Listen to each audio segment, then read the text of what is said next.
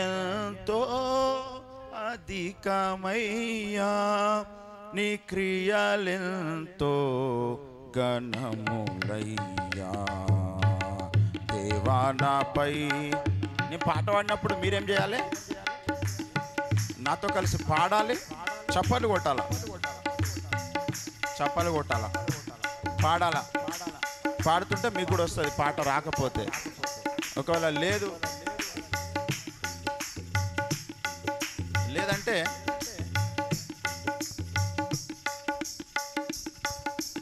లేదంటే మీరు కూడా కలిసి పాడిన వాళ్ళు అవుతారు. పాడినప్పుడు ఎవరు వాడినా మనం కూర్చున్నప్పుడు కలిసి పాడే ప్రయత్నం చేయాలా, చప్పలు కొడుతుండాలి. సరేనా? ఏం చేయాలి? ఇట్లా చల్లాలి, ఇట్లా అన్ని పైనుంచి కిందికి చల్లాలి కదా. పాట పాడుతున్నప్పుడు ఏం చేయాలి? అటు ఇటు చూడాలి. అట్లానా? కాదు కదా. పాటలు పాడుతున్నప్పుడు మనందరం కూడా చప్పట్లు కొడుతూ పాట పాడడానికి ప్రయత్నం చేయాలి, నేర్చుకోనికి ప్రయత్నం చేయాలి. సరేనా? సరేనా? హల్లెలూయా.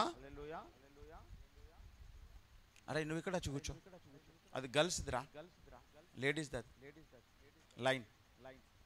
నువ్వు బాయ్స్ కదా, ఇటువైపు వచ్చు.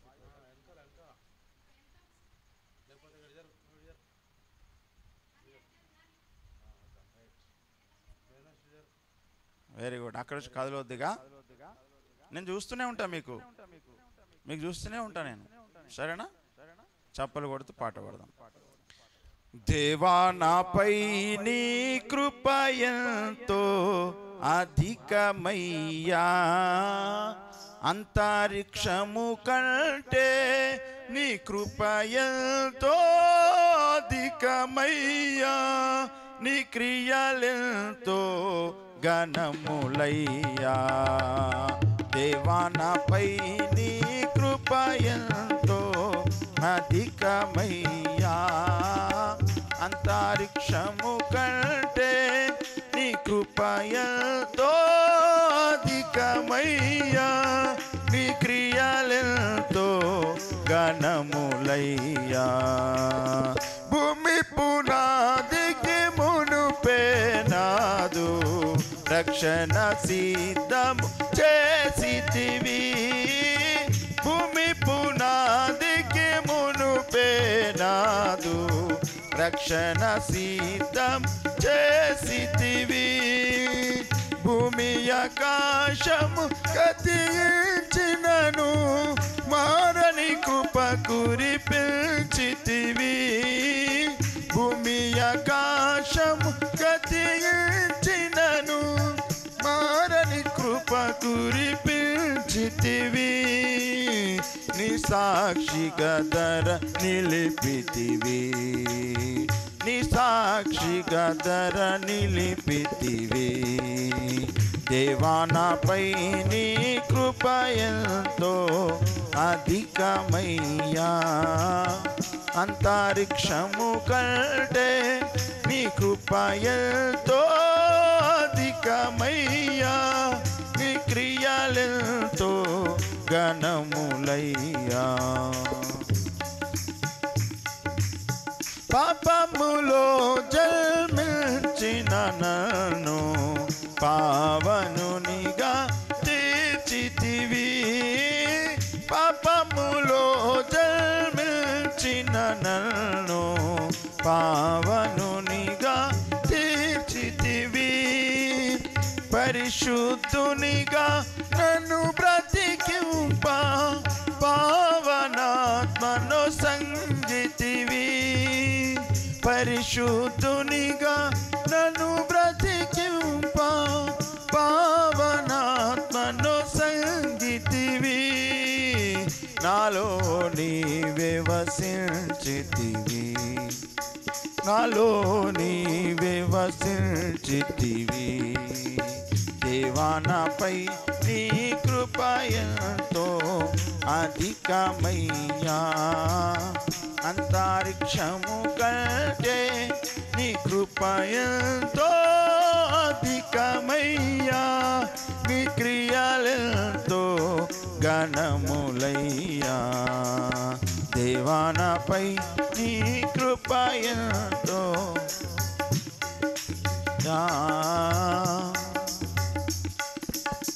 నీదు రక్త మహిమ చేనాలో పాతవల్ని గతించెను నీదు రక్త మహిమ చేనాలో పాతవల్ని గతించెను నీదు కృపణను నీతిగా తీర్చ నిత్య జీవము లభించెను నీదు కృపణను నీతిగా తీర్చ నిత్య జీవం లభించెను నీతి మకుటము నాదాయెను నీతి మకుటము నాదాయెను దేవా నాపై నీ కృప ఎంతో అధికమయ్యా అంతరిక్షము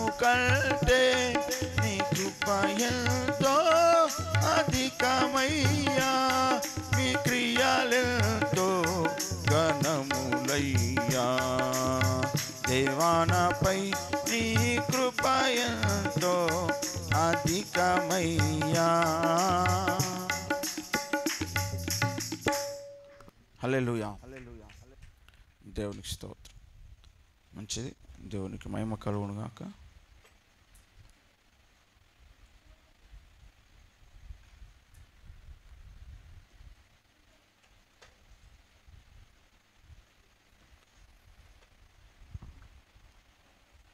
ఈ పునరుత్థాన దినము రోజు దేవుడు తన మందిరములో ఉండడానికి కృప చూపాడు.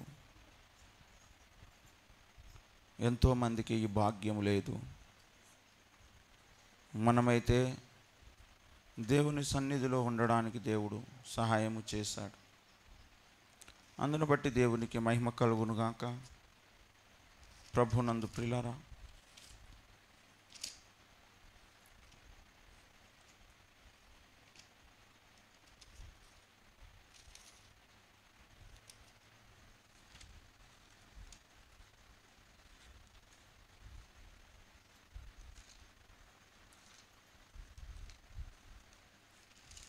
దేవుని పరిశుద్ధ గ్రంథములో నుండి ఒక మాట చదువుకుందాం.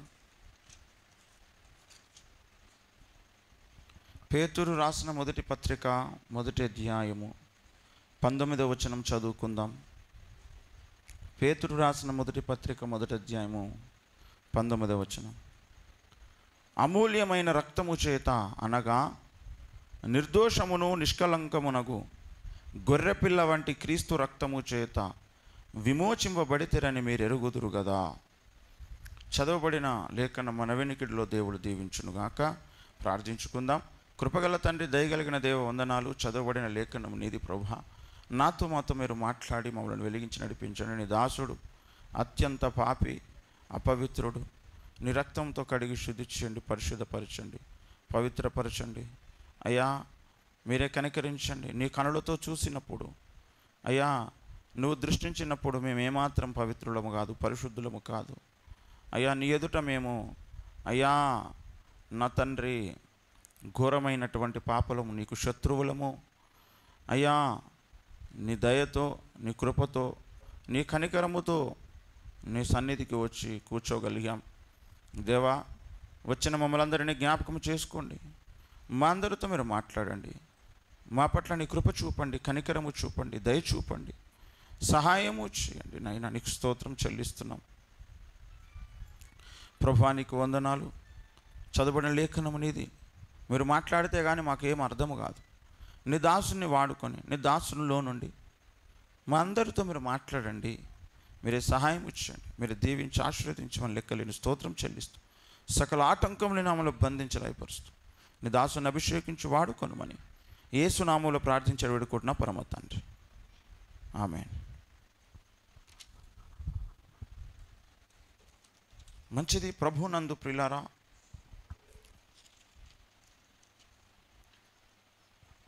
మనం ఒకసారి రక్తమును గూర్చి ఆలోచన చేద్దాం.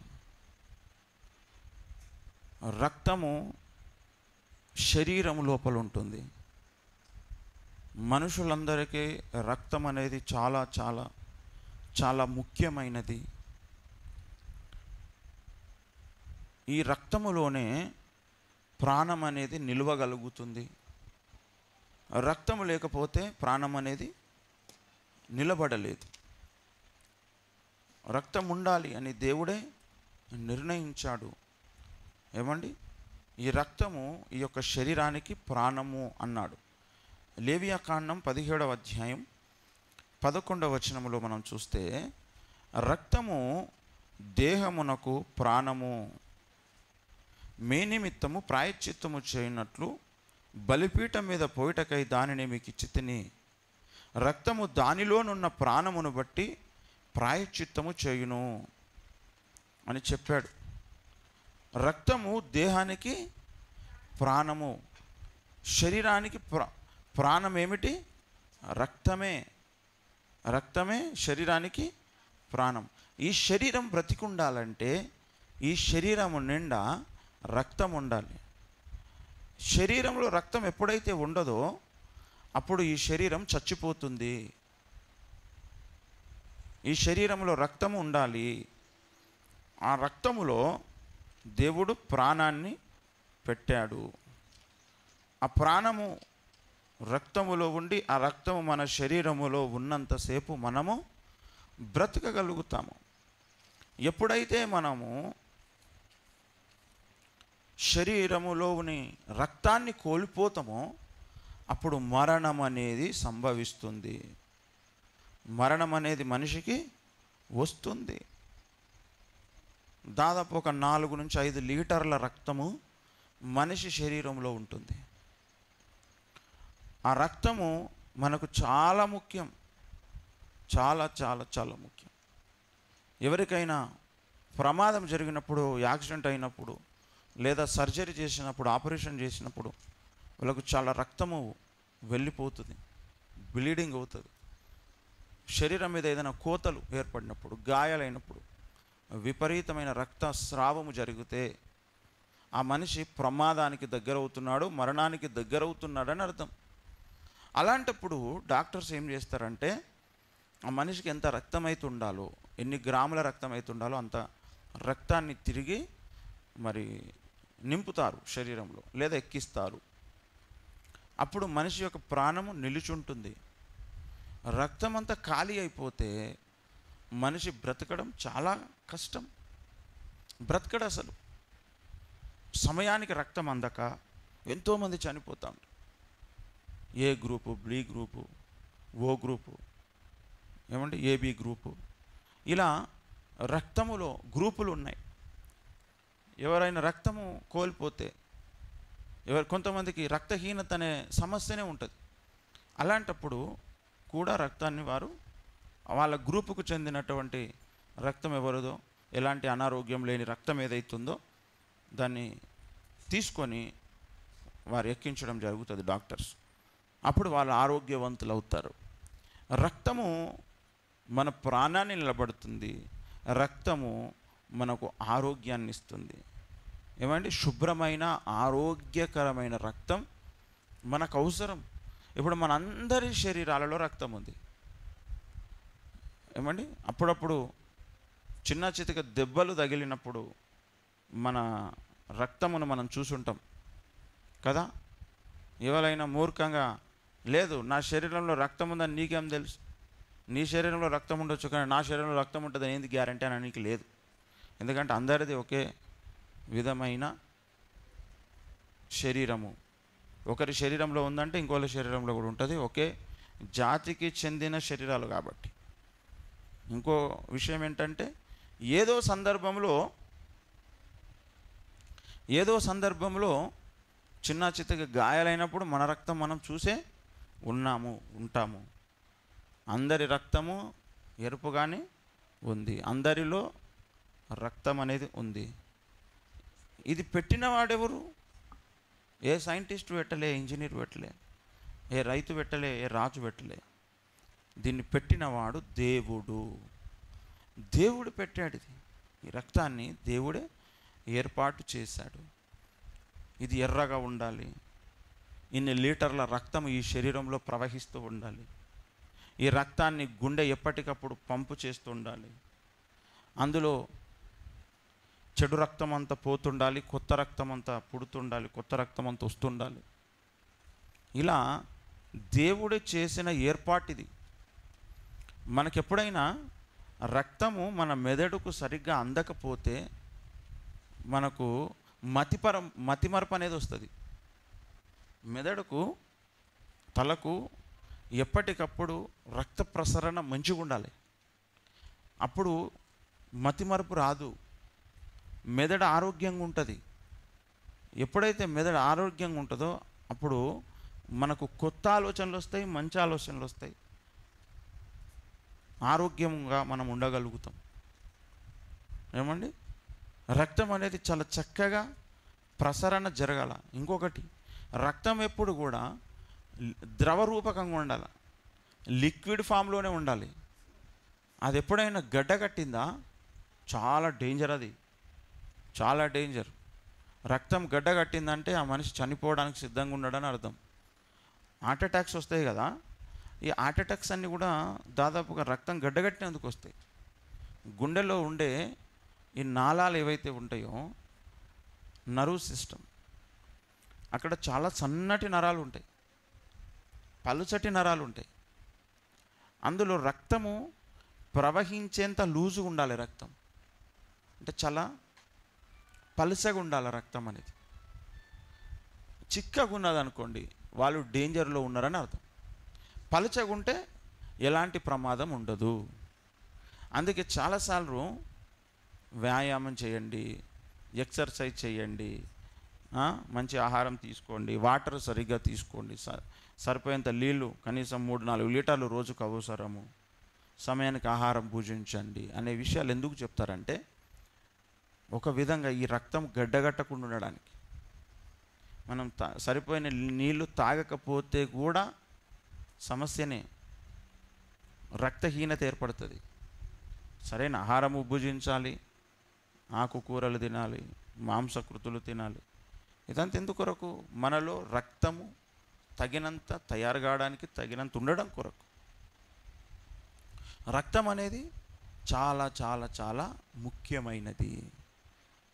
శరీరంలో ఒక అవయవము కొందరికి ఉండవు, అలా అవయవాలు లేనప్పుడు కూడా వాళ్ళు బ్రతుకుతారు. కానీ రక్తము లేకపోతే ఎవరు బ్రతకరు. రక్తం ఉండాలి, అది పలచగా ఉండాలి, అది తగినంత ఉండాలి, అది సరైన విధంగా పంపింగ్ అనేది జరగాలి. ఇదంతా దేవుడు ఏర్పాటు చేసిన క్రమము, దేవుడు పెట్టిన పద్ధతి ప్రకారమే ఇది తిరుగుతుంది మన శరీరంలో. దాన్ని పంపింగ్ చేయడం, అది తయారు కావడం, అది ఎలాగైతే పలుచగా ఉండాలని దేవుడు అనుకున్న అట్లా ఈ విధానం అంతా దేవుడి ఏర్పాటు. ఇది మన శరీరంలో దేవుడు పెట్టిన ఏర్పాటు. ఇతర విశ్వంలోని ఇతర ప్రపంచాలలో ఉన్నటువంటి వాళ్ళకు అక్కడ వాళ్ళకి రక్తం ఉండదు. దేవుడు రక్తము కలిగినవి చేయగలడు, రక్తము లేనివి కూడా చేయగలడు. పరలోకములో ఉన్న ఆత్మరూపులు, దూతలకు వాళ్ళకి రక్తము లేదు, రక్తమాంసం కలిగిన వాళ్ళు కాదు వాళ్ళు. ఒక మనలాంటి రక్తమాంసం కాదు. ఇప్పుడు భూమి మీదనే చేపల మాంసం వేరు, ఏమండి, కోడి మాంసం వేరు, మేక మాంసం వేరు, ఎద్దు మాంసం వేరు, సింహము మాంసం వేరు. ఇలా ప్రతిదీ మాంసకృతులతో దేవుడు చేశాడు. ఆ ప్రతి మాంసం జాతిని బట్టి మారిపోతుంది, ఆ జీవిని బట్టి మారిపోతుంది. అదేవిధంగా విశ్వములో ఉన్నటువంటి అనేక దేవదూతలు లేదా అనేక మంది దేవుని సృష్టములో ఉన్నటువంటి వారు ఎవరైతున్నారో వారందరికీ దేవుడు వేరువేరు మాంసమును పెట్టాడు. తరువాత వారిలో కొందరిలో రక్తం ఉంటుంది, కొందరిలో రక్తము ఉండదు. అయితే మనకైతే దేవుడు రక్తముతో నిర్మించాడు మనలను. మనలో ఏం పెట్టాడు ఆయన? రక్తముతో నిర్మించాడు. ఏమండి, కనుక ఈ రక్తం అనేది మనలో ప్రవహిస్తూ ఉంటుంది. ఈ రక్తం అనేది మనలో ప్రవహిస్తూ ఉంటుంది.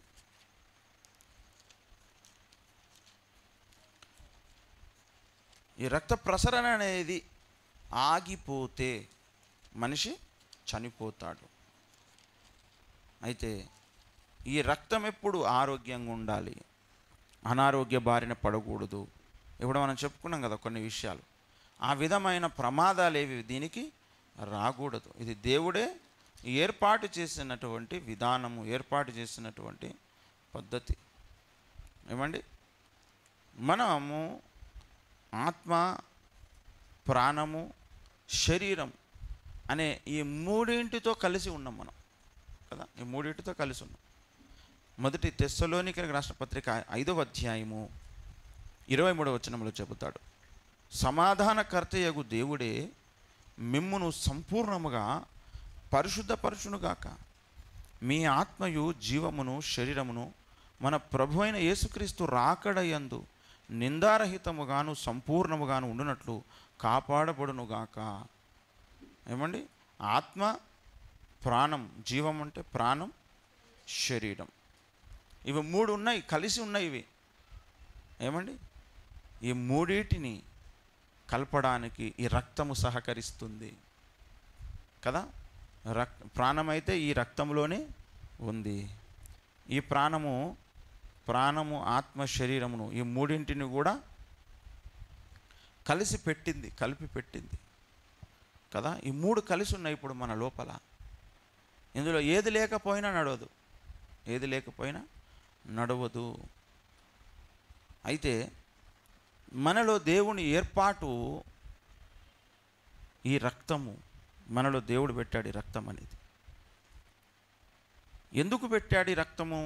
మన ప్రాణము నిలిచుండడం కొరకు, ప్రాణాన్ని నిలువబెట్టడం కొరకు.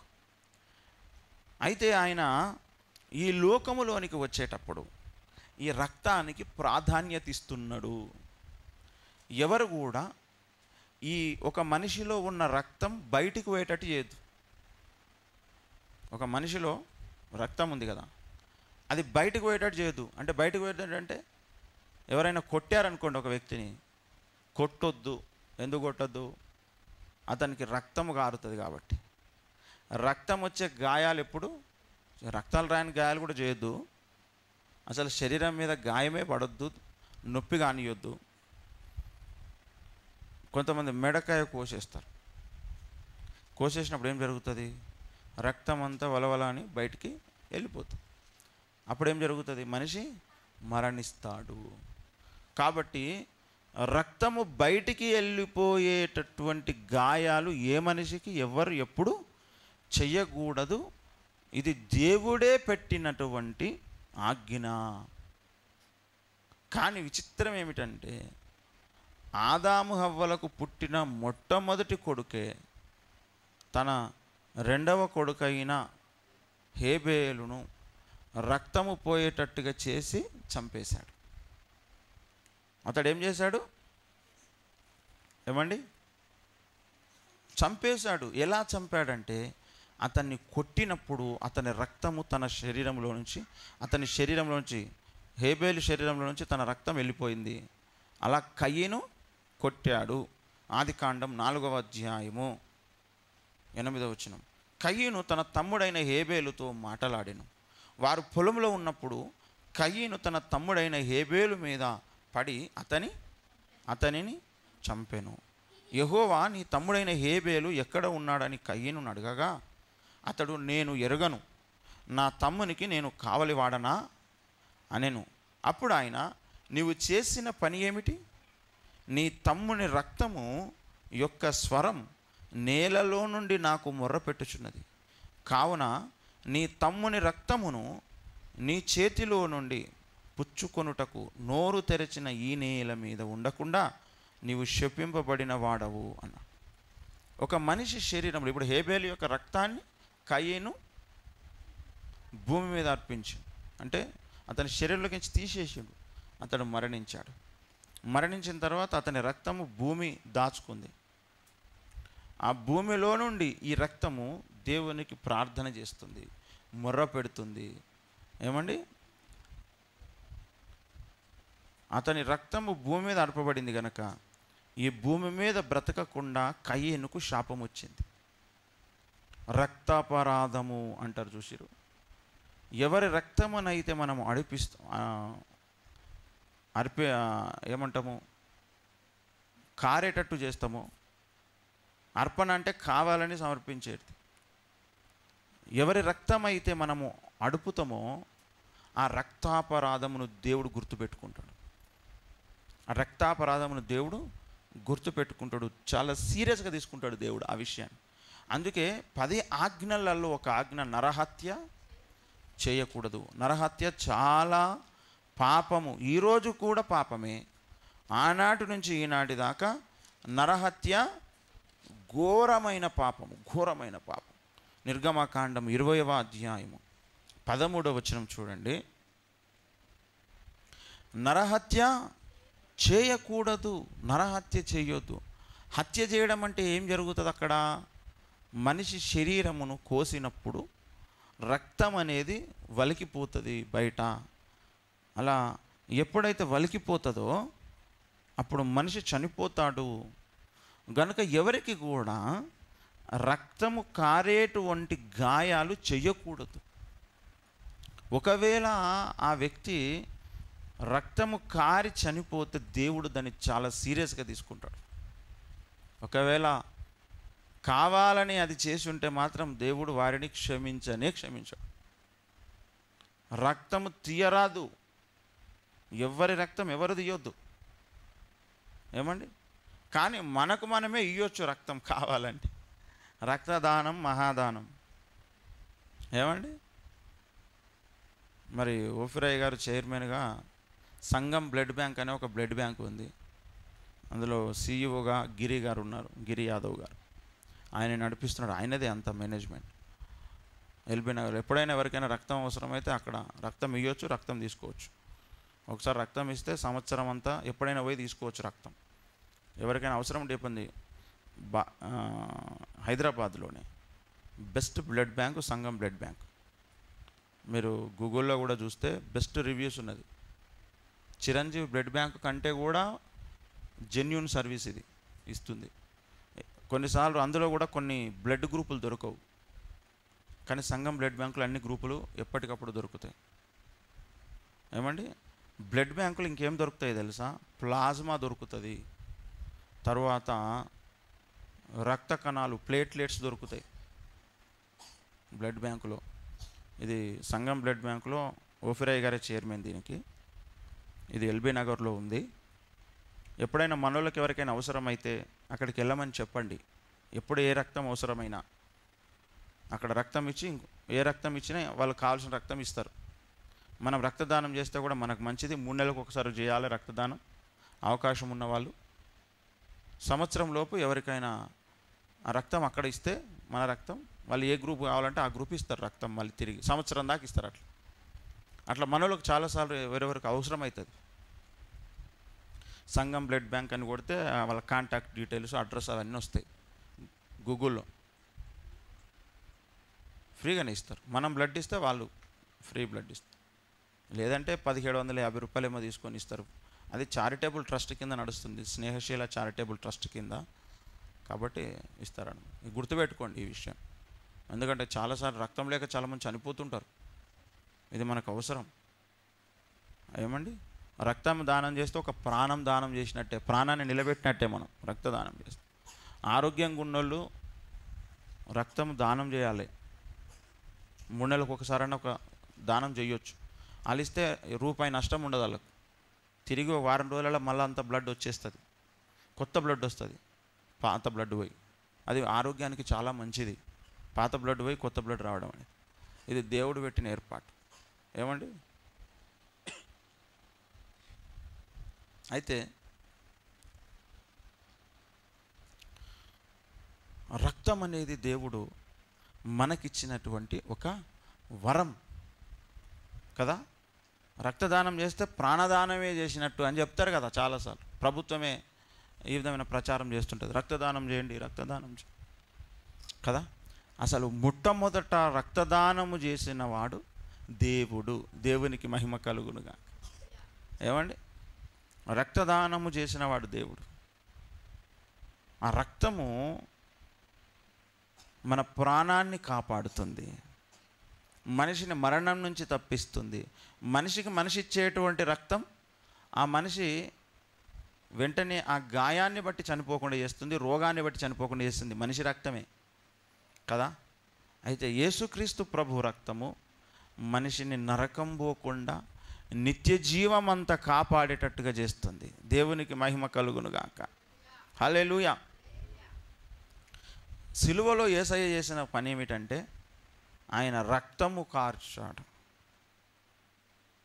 సిలువలో ఏం చేశాడు యేసుప్రభుల వారు? రక్తము కార్చాడు. ఎక్కడ కార్చాడు? ఈ భూమి మీద కార్చాడు. ఈ భూమి మీద ఉన్నటువంటి మనుషులందరికీ ఈ రక్తం అవసరము. దేవునికి మహిమ కలుగునుగాక. పరలోకము నుండి దేవుడు ఈ లోకములోనికి దిగి రావడానికి ముఖ్యమైన కారణం ఈ రక్తాన్ని ఇచ్చిపోవడానికి వచ్చిండు ఆయన.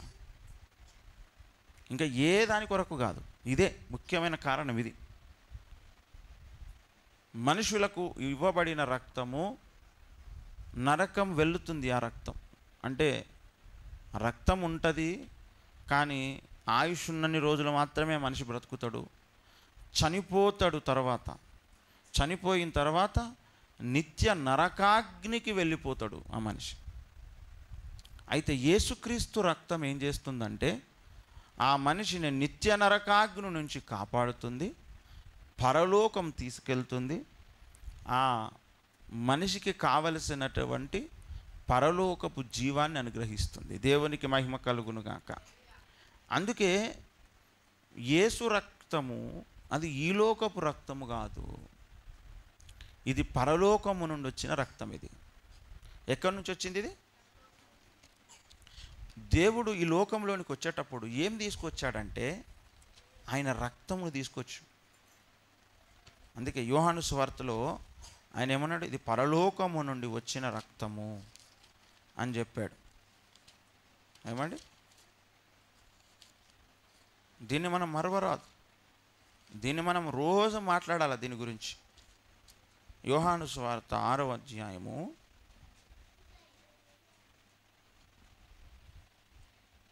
58వ వచనం. ఇదే పరలోకము నుండి దిగి వచ్చిన ఆహారం అన్నాడు. ఏంటిది ఇదే? ఆ పైన చెబుతాడు 55వ వచనం. నా శరీరము నిజమైన ఆహారము, నా రక్తము నిజమైన పానమునై ఉన్నది. ఇది నిజమైన పానము. నీళ్లు తాగిన వ్యక్తి పరలోకం పోడు, మద్యం తాగిన వ్యక్తి పరలోకం పోడు. కానీ యేసు రక్తము త్రాగిన వ్యక్తి పరలోకం పోతాడు. దేవునికి మహిమ కలుగునుగాక. ఎందుకంటే ఇది పరలోకము నుంచి వచ్చినటువంటి పదార్థము, పరలోకం నుండి వచ్చిన రక్తము. ఇది పరలోకము నుండి దిగి వచ్చింది. ఇది ఇచ్చిపోవడానికే యేసుక్రీస్తు ప్రభుల వారు ఈ లోకములోనికి శరీరమును తొడుక్కొని రావాల్సి వచ్చింది. యేసు వేరు, ఇతర దేవతలు వేరు. ఎవరు కూడా మేము పరలోకం నుండి వచ్చినామని చెప్పలేదు.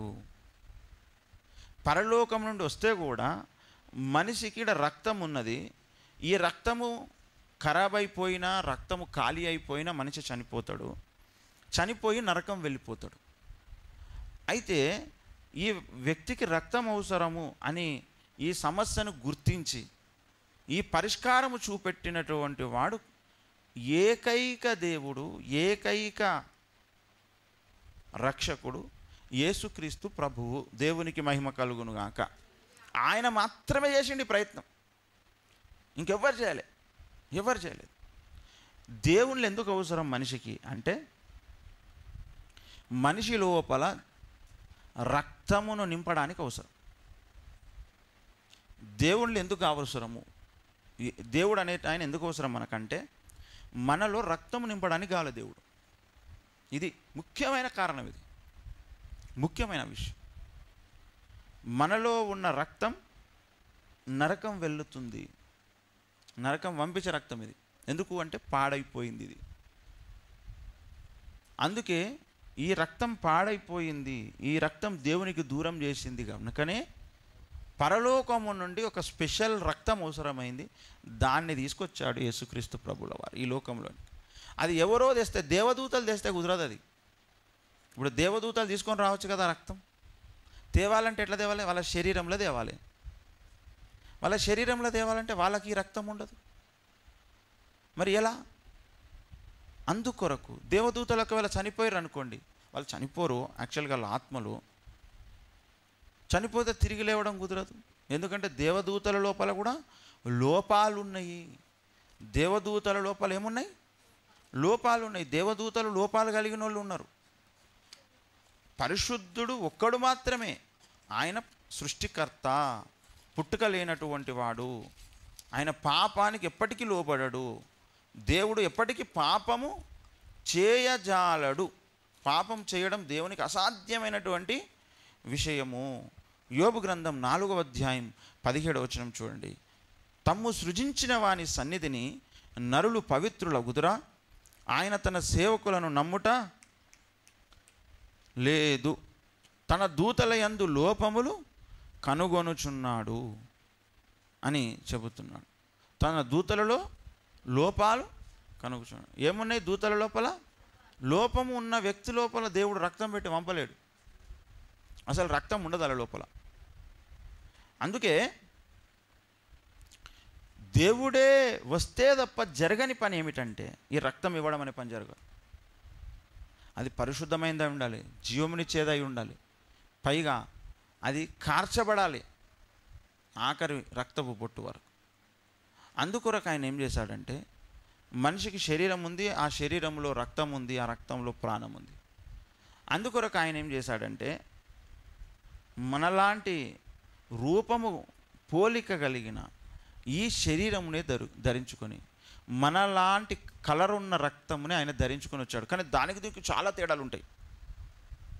రంగు అదే, యేసయ్య చిందించిన రంగు రక్తము ఎరుపు రంగు, మనలో ఉన్నటువంటి రక్తపు రంగు ఎరుపు రంగే. రంగు సేమే, కానీ దీని గుణాలు చాలా వేరు. మనలో ఉన్నటువంటి రక్తము గుణము అది నరకానికి తీసుకొని వెళ్తుంది. దేవునిలో ఉన్నటువంటి రక్తపు గుణము అది మరణము లేని జీవము కలిగినటువంటి గుణము కలిగిన రక్తం. అది దేవునికి మహిమ కలుగునుగాక. హల్లెలూయా. అందుకే ఆయన ఈ లోకంలోనికి వచ్చేటప్పుడు చేసిన ఒక గొప్ప కార్యం ఏంటిదంటే, అందరికీ ముట్టుకోవడానికి పట్టుకోవడానికి అనుకూలమైన శరీరమును ధరించుకొని వచ్చాడు. ఆ శరీరము ఉంటేనే కదా రక్తం నిలబడేది. ఆయన గురేంది? రక్తం ఇచ్చిపోవాలని. మరి రక్తం ఇవ్వాలంటే ఎట్లా? దానికి ఒక తిత్తిలాగా శరీరం ఉండాలి. అందుకొరకు తండ్రి అయిన దేవుడు యేసుక్రీస్తు ప్రభువుల వారు ఈ లోకంలోనికి వచ్చినప్పుడు ఆ శరీరంలో రక్తమును నింపి పంపించాడు. రక్తం పంపడానికి శరీరాన్ని ధరింపజేసి పంపించాడు. అదే విషయం. దూరం పెట్టదాన్ని ఏమండి? హెబ్రీయులకు రాసినటువంటి పత్రిక 10వ అధ్యాయము చదువుదాం. కాబట్టి ఆయన ఈ లోకమందు ప్రవేశించినప్పుడు ఇలాగు చెప్పుచున్నాడు, బలియు అర్పణయు నీవు కోరలేదు గాని నాకు ఒక శరీరమును అమర్చితివి. 3వ వచనం చదివిద్దాం చెల్లెమ్మ. ఏమన్నాడు ఇక్కడ? బలియు అర్పణ. ఎంత? 5వ వచనం చదివినావు కదరా? 5వ వచనమా? బలియు అర్పణయు నీవు కోరలేదు కానీ నాకు ఒక శరీరమును అమర్చితివి. ఎందుకు దేవుడు ఇలా శరీరం అమర్చాడు? దేనికి విలువనిస్తున్నాడు ఇక్కడ శరీరాన్ని అమర్చేటప్పుడు? ఎందుకంటే ఆ శరీరాన్ని నిర్మించినప్పుడు అందులో రక్తమును మోయడానికి అది ఉపయోగపడుతుంది. తిత్తిలాగా మనం వాటర్ బాటిల్ తీసుకొస్తాం.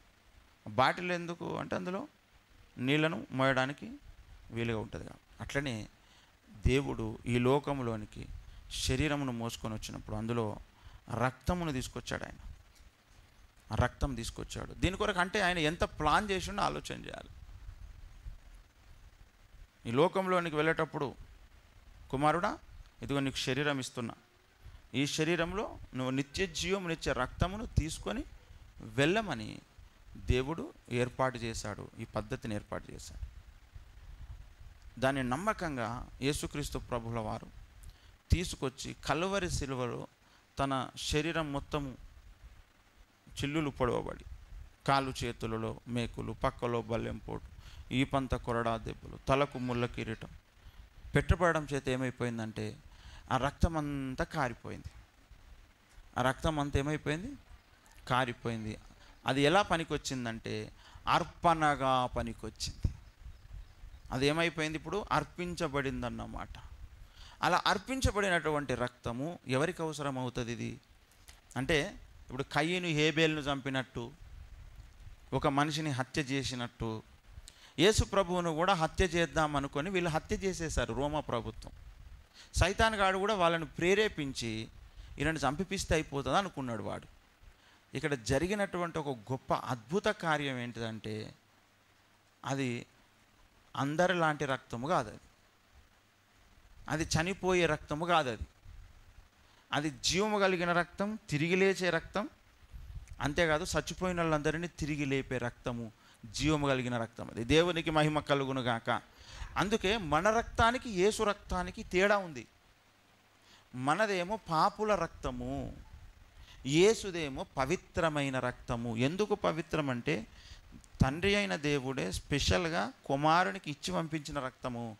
ఇది మరియమ్మ గర్భములో తయారైంది కాదు, ఇది దేవుడే కొత్తగా సృష్టించిన రక్తం. ఇది దేవునికి మహిమ కలుగునుగా. ఈనాడు సైతాన్ గాడు ఏం చేస్తున్నాడంటే చాలామందిని ఈ విషయంలో మోసం చేస్తున్నాడు. మరియమ్మ గర్భము ద్వారా యేసయ్య పుట్టాడు కాబట్టి మరియమ్మ రక్తం యేసు లోపల ఉందని నమ్ముతున్నారు కొంతమంది. ఇది సైతాను కుట్ర. వాళ్ళు ఎవరు పరలోకం రారు. మళ్ళీ వాళ్ళకి యేసుప్రభు అంటే ఇష్టం, యేసుప్రభు అంటే చాలా అభిమానం.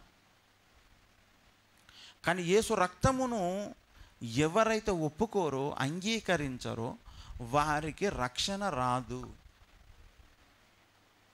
చాలామంది క్రైస్తవులు అనబడిన వారు యేసు రక్తమును నమ్మక, అంగీకరించక నరకం వెళ్ళిపోతారు.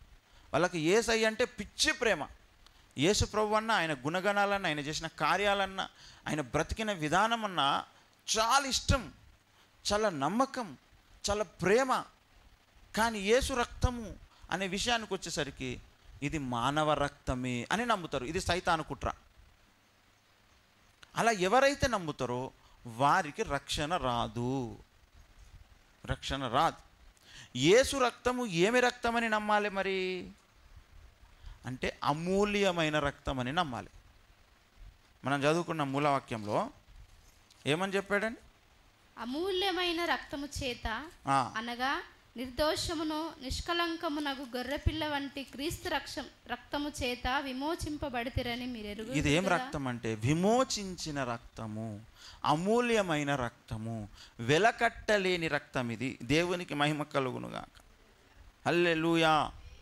వెలకట్టలేని రక్తాన్ని దేవుడు యేసుక్రీస్తు ప్రభు కల్వరి సిలువలో కార్చినాడు. యేసు రక్తము రక్తము రక్తము, యేసు రక్తము రక్తము రక్తము, అమూల్యమైన రక్తము, నిష్కలంకమైన రక్తము, యేసు రక్తము రక్తము రక్తము, యేసు రక్తము రక్తము.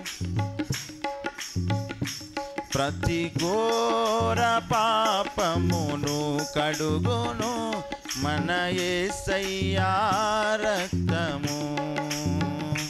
ప్రతి ఘోర పాపమును కడుగును మన యేసయ్యా రక్తము. మన శిక్షను భరించెనే,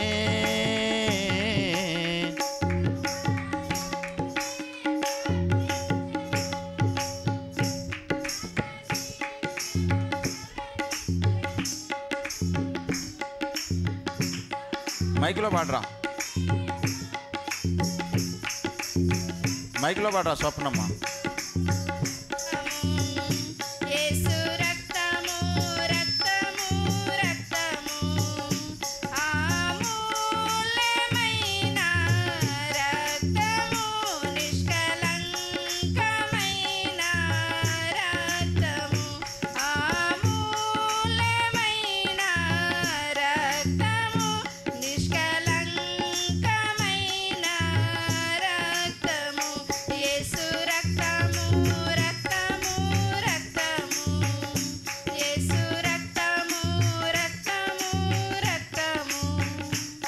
హల్లెలూయా. ఈ విషయము ఇన్ని రోజుల క్రైస్తవ జీవితంలో మనకు తెలియందా ఈ విషయం? యేసు రక్తం మన పాపములను కడిగివేసింది, యేసు రక్తం అమూల్యమైంది అనే విషయము తెలియని వాళ్ళమా మనం? తెలుసు. అయితే మనకు తెలుసు కానీ దీని మీద మన దృష్టి నిలపకుండా సైతాను డైవర్ట్ చేస్తున్నాడు. దీనికి ప్రాధాన్యత ఇవ్వకుండా మన ప్రాధాన్యతలలో వేరే విషయాలు తీసుకొచ్చి పెడుతున్నాడు వాడు, మనలను సైడ్ చేయడానికి. వాడు మనలను ఎంత డిస్టర్బ్ చేయపోనుకున్నా, ఏమి చేయాలనుకున్నా మనము ఆఖరికి వచ్చి ఇక్కడనే నిలబడాలి వచ్చి. ఇది మనం మానొద్దు. ఇది వానికి ఇష్టం లేని విషయం. నువ్వు యేసయ్య రాజాను, గొప్పవాడను, స్వస్థపరుస్తాడను, ఆయన ధనవంతుడను, ఆయన అద్భుతాలు చేసేవాడను ఎట్లనన్నా పొగుడు యేసు ప్రభువును, సైతానికి ఇబ్బంది లేదు. కానీ యేసు రక్తమును గురించి మాట్లాడితే వానికి తిప్పలు వస్తుంది. యేసు రక్తం గురించి మాట్లాడితే వానికి నచ్చదు, వాడు ఉండడు ఈడ. యేసు రక్తము యొక్క శక్తి వానికి కరెంటు షాక్ ఇస్తుంది, వాడిని తరిమేస్తుంది. యేసు రక్తం అంటే సైతానికి భయం. ఈ లోకంలో వాడు ముట్టలేనిది ఒకటే ఉంది, యేసు రక్తాన్ని వాడు ముట్టుకోలేడు. దేవునికి మహిమ కలుగునుగాక. యేసు రక్తం అంటే వానికి భయం. ఎందుకంటే యేసు రక్తములో నిర్దోషత్వం ఉంది, పరిశుద్ధత ఉంది, పవిత్రత ఉంది. వాడేమో ఘోరమైన పాపివాడు, సైతానుగాడు, చీకటివాడు. యేసు రక్తములోనేమో గొప్ప జీవపు వెలుగుంది. దేవునికి మహిమ కలుగునుగాక. ఈ లోకంలో వాడు దేన్నైనా ముట్టుకోగలుగుతాడు కానీ యేసు రక్తమును ముట్టుకోలేడు వాడు. అందుకే యేసును గూర్చి ప్రసంగాలు చేసేవాళ్ళు యేసయ్య గొప్ప దేవుడు, మహారాజు, గొప్పవాడని ఎన్నో విషయాలలో పొగుడుతారు, కానీ యేసు రక్తమును మాత్రం ముట్టుకోరు.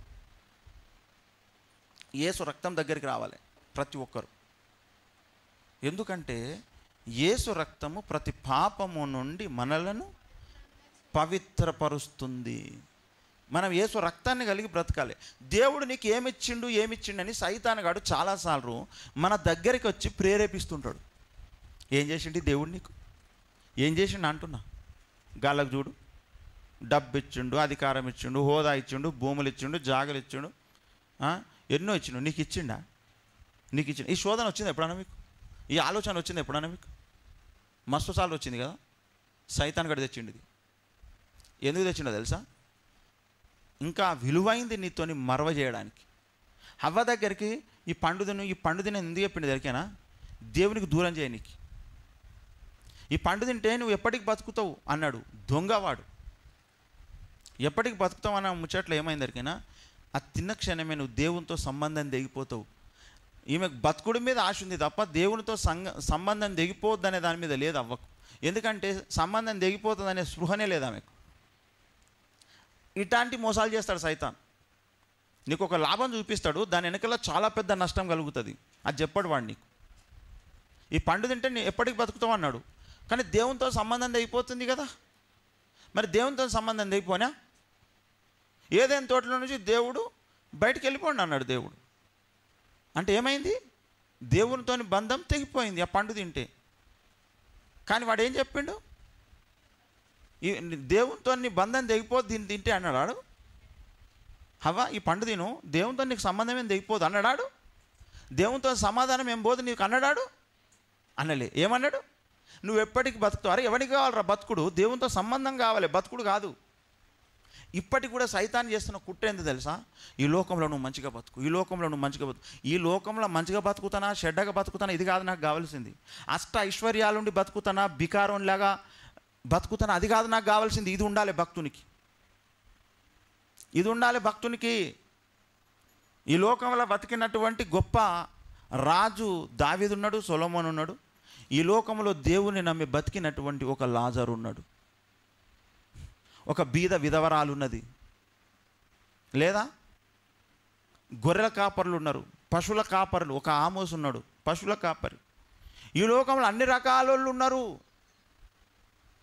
పశువులను గొర్రెలను కాసుకునేటోళ్ళు మొదలుకొని దేశాన్ని ప్రపంచాన్ని వెళ్ళిన రాజుల వరకు ఉన్నారు దేవుని నమ్మిన వాళ్ళ దాంట్లో. రాణులు ఉన్నారు, ఎస్తేరు ఒక రాణి. కానీ దేవునితో సమాధానము ఉండాలి ముందు. దావీదు రాజుగా ఉన్నాడు, దేవునితో సమాధానం ఉంది. సొలొమోను రాజుగా ఉన్నాడు, దేవునితో సమాధానం ఉంది. లాజరు ఏం లేనోడుగా బీదోనుగా ఉన్నాడు, కానీ దేవునితో సమాధానం ఉంది. ఇలా అన్ని రకాల పరిస్థితులు. యోబు 2 ఉన్నాయి, ఆయనకు 2 ఉండే, 2 సమయాలలో కూడా దేవునితో సమాధానంగా ఉన్నాడు. దీన్ని అంతటిని బట్టి మనం గమనించాల్సింది ఏంటంటే, ఈ లోకంలో మనకు ఏది ఉన్నా ఏది లేకపోయినా దేవునితో సమాధానం ఉండాలి. అది చాలా ముఖ్యమైన విషయం. సైతానుగాడు ఆ కోరిక ఈ కోరిక పెట్టి, అది చూపెట్టి ఇది చూపెట్టి వాడు చేసేటిది ఏంటిదో తెలుసా? దేవునితో ఉన్న సమాధానం పోగొట్టడం వాని గురి, వాని లక్ష్యం. అందుకొరకు వాడు యేసు రక్తము విలువైనది అనే విషయాన్ని మర్వ చేసే ప్రయత్నాలు చేస్తుంటాడు అన్నిగా వాడు మన విషయంలో. మరి మనమేం చేయాలి? దేవుణ్ణైతే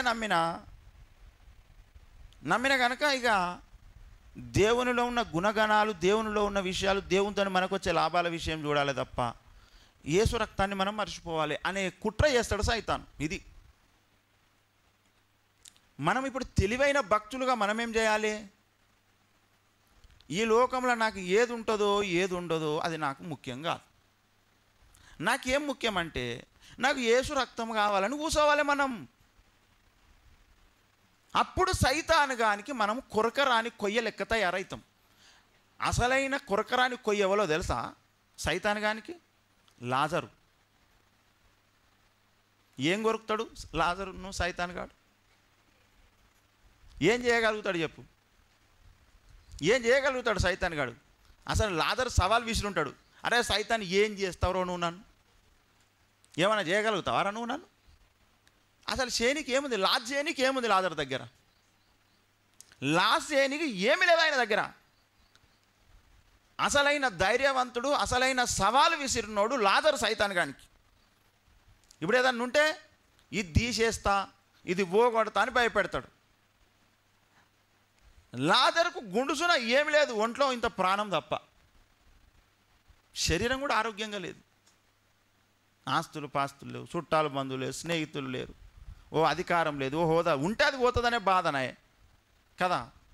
నీ ప్రాణం తీస్తా అంటే తొందర తీరా, నేను దేవుని తాడికి పోతా. అమ్మ వీడు కొద్ది రోజులు ఎట్టనే బతకని ఉంటేనే ఇక్కడ నొప్పి అనుభవిస్తాడు, రోగం అనుభవిస్తాడు. వీడు చచ్చిపోతే డైరెక్ట్గా దేవుని సన్నిధికి పోతాడు. ఈంత నొప్పి కూడా వీనికి ఉండదు అని వాడిని లాజరును బతకనిచ్చే ప్రయత్నమే చేస్తాడు సైతాను, ఏదో ఒకటి చేసి తప్ప. ఎవడన్నా సంపనీకి పోయినా అనుకో లాజరు, రే రాగండి ఎందుకురా చంపుడు ఉంటేనైనా కొద్ది రోజులు నొప్పి అనుభవిస్తాడు తప్ప, చంపేస్తే ముందు దేవుని దగ్గరికి వెళ్ళిపోతాడు అని సైతానుగాడు వచ్చి అడ్డు నిలబడతాడు. ఇప్పుడు లాజరుకు చుట్టూ సైతాను కాపల, లాజరుకు దేవుని భక్తునికి సాతాను కాపల. అర్థమైందా? ఎందుకు? ఆయన కేవలం దేవుని నమ్మిండు అంతే, పోగొట్టుకోనికి ఏమి లేదు ఆయన దగ్గర. భక్తుడు ఇలాంటి యాటిట్యూడ్ కలిగి ఉండాలి. అందుకే యేసుక్రీస్తు ప్రభు ఈ లోకంలో బ్రతికి చూపెట్టిండు మనకు. సైతాన్ గాడు ఏం చెప్పిండు? ఓ యేసు, నువ్వు నాకు నమస్కారం పెడితే ఈ లోక రాజ్యాలు మొత్తం నీకు ఇస్తా అన్నాడు. ఆశ చూపెట్టిండు. హవ్వకేమో పండు చూపెట్టిండు, యేసు ప్రభుకు లోకం అని చూపెట్టిండు. ఇట్లా ఎవరెవరికి ఏది అవసరమో అది చూపెడతాడు వాడు. మనకు ఏం కోరికలు ఉంటే మనకు తెలుస్తాయి అన్నమాట. చూపెట్టి ఇగో ఇది నువ్వు తీసుకో, కానీ నేను చెప్పినట్టు నాకు నమస్తే పెట్టును పెడితే అయ్యే పైగా యేసుప్రభు రక్షకునిగా పనికిరాడు. ఎవరిని ఎట్లా వాడగొట్టానో సైతాన్ కానీ బాగా తెలిసి వాళ్ళందరిని అట్లా శోధిస్తూ ఉంటాడు అనమాట.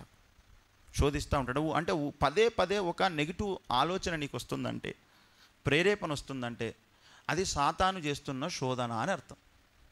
ఎందుకు? విలువైనది నీ నుంచి గుంజేయడానికి. నువ్వు యేసు రక్తము మీద నీ దృష్టి పెట్టదు. ఏది అమూల్యమైందని చెప్పిండు దేవుడు? యేసు రక్తము అమూల్యమైంది. అమూల్యమైంది అంటే ఏంటిది? వెల కట్టలేనిది కదా. దానికి మనం ఎంత వెల కూడా చెల్లించలేము. ఇంత డబ్బులను చెల్లించగలమా? అందుకే దానికి అమూల్యమైన రక్తం ఉన్నాడు. ఏమండి? అమూల్య రక్తము ద్వారా రక్షణ పొందిన జనులారా, సర్వశక్తుని ప్రజలారా, పరిశుద్ధులారా పాడెదము ఘనత మహిమా స్తుతులను. పరిశుద్ధులారా పాడెదము అమూల్య రక్తము ద్వారా రక్షణ పొందిన జనులారా. యేసు రక్తము లేకుండా రక్షణ వస్తుంది వాళ్ళకన్నా? అసలు దేవుడు మనకు ఎందుకు అవసరం అంటే నరకం తప్పించనీకి, పాపాలు క్షమించనీకి, నిత్య జీవం ఇవ్వనీకే. ఇందుకే కావాలి దేవుడు మనకు. అది యేసు రక్తము ద్వారా మాత్రమే సాధ్యమవుతుంది. ఆ రక్తాన్ని మోసుకుని 2000 ఏళ్ల క్రితం యేసుక్రీస్తు ప్రభుల వారు ఈ లోకంలో మరియమ్మ గర్భం ద్వారా జన్మించాడు. ఈ లోకంలో 33.5 ఏళ్ల దాకా బ్రతికి ఆఖరి క్షణంలో మరణించి ఆయన చేసిన కార్యము తన రక్తమును ఈ లోకములో అర్పించుట. దేవునికి మహిమ కలుగునుగాక. మనము దేవుని దగ్గరకు వచ్చినప్పుడల్లా దేని కొరకు రావాలంటే యేసు రక్తము కొరకు రావాలి మనం. ఇక సైతాను నిన్ను ఏం చేయలేడుగా, ఏం చేయలేడు.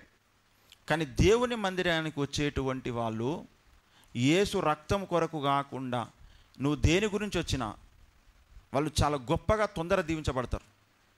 యేసు రక్తం గురించి కాకుండా వచ్చేటోళ్ళు తొందర దీవించబడతారు.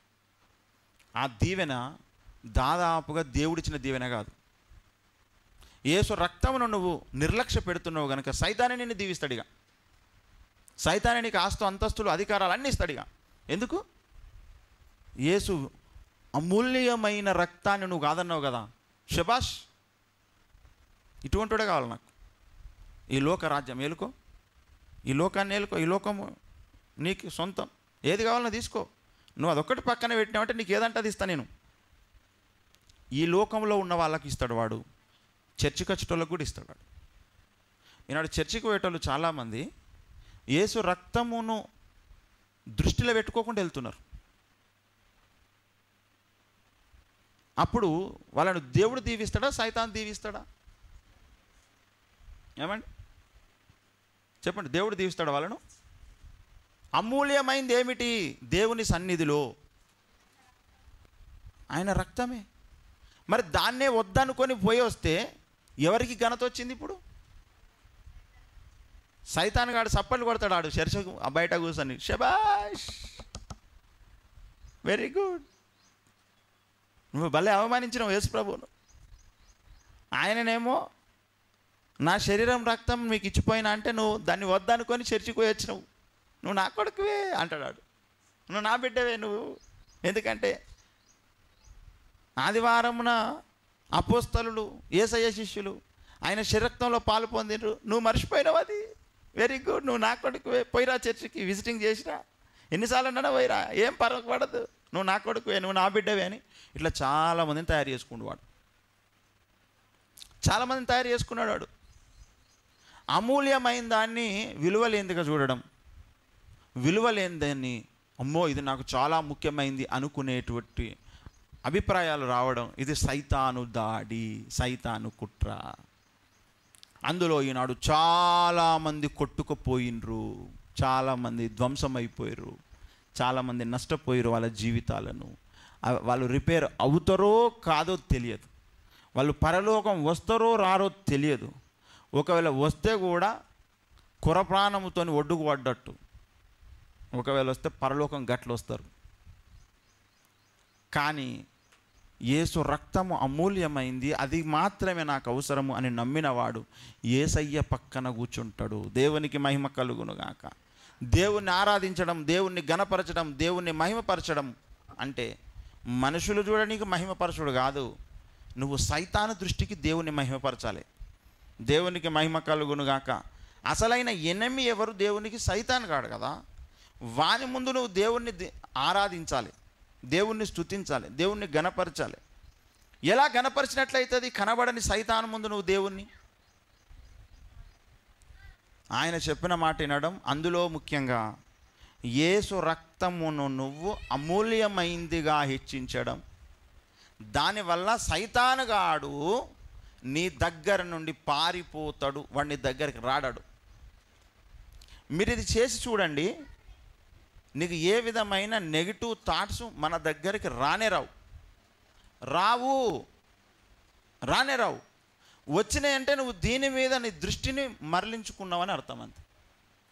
ఈ లోకంలో నువ్వు పుట్టినందుకు దేవుడు ఏదైతే ఇవ్వగలడో అది నీకు ఇస్తున్నాడు. అదేంటిది? వెలకట్టలేని ఆయన రక్తం నీకు ఇస్తున్నాడు.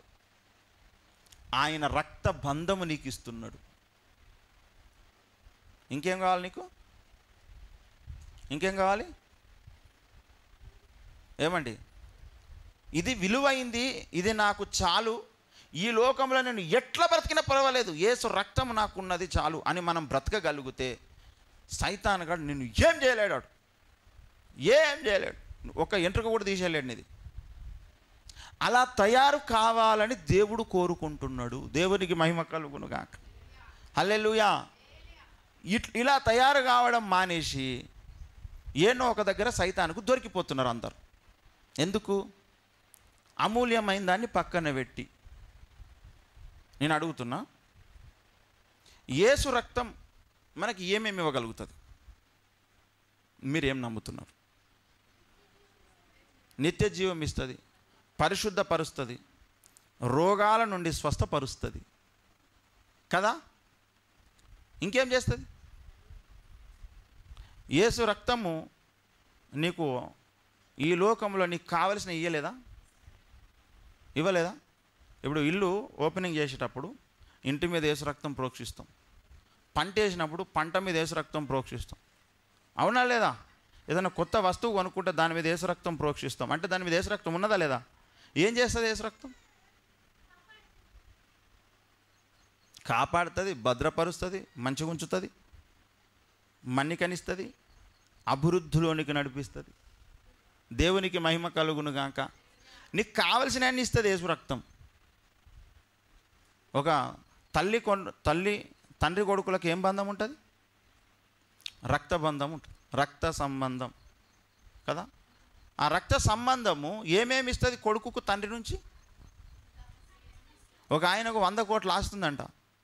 చిన్నప్పుడు ఎప్పుడో తప్పిపోయి దొరికిండు కొడుకు. ఏం బంధం ఉంది వాళ్ళిద్దరికి?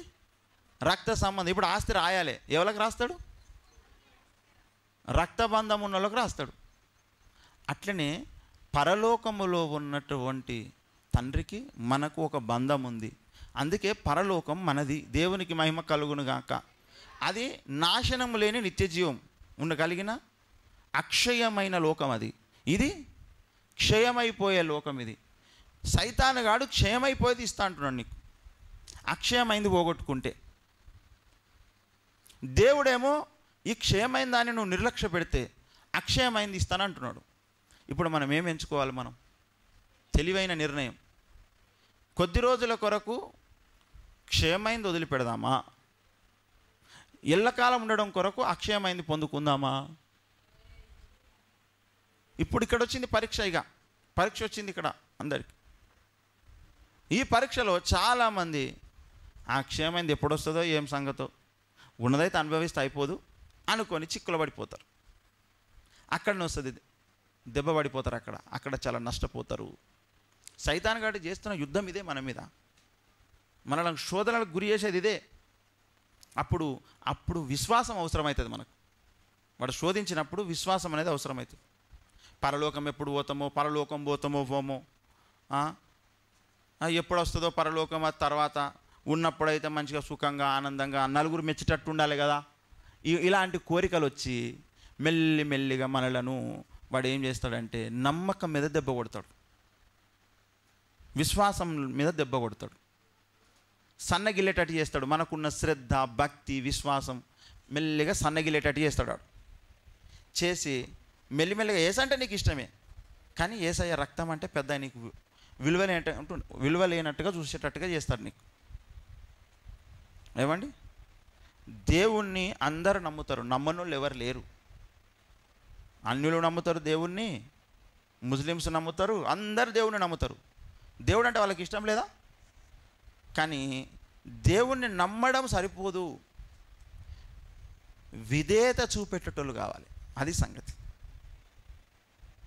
దేవుణ్ణి అందరూ నమ్ముతారు, నమ్మేటోళ్ళు గొప్ప కాదు, దయ్యాలు కూడా నమ్ముతాయి దేవుని. విధేయత చూపెట్టే వాళ్ళు కావాలి. విధేయత అంటే ఏంటిది? ఏమండి? లోబడుట, మాటకు లోబడుట, చెప్పింది చెప్పినట్లు చేసేటువంటిదే విధేయత. అలా అనుకరించేటోళ్ళు కావాలా, వాళ్ళు అసలైన భక్తులు అవుతారు.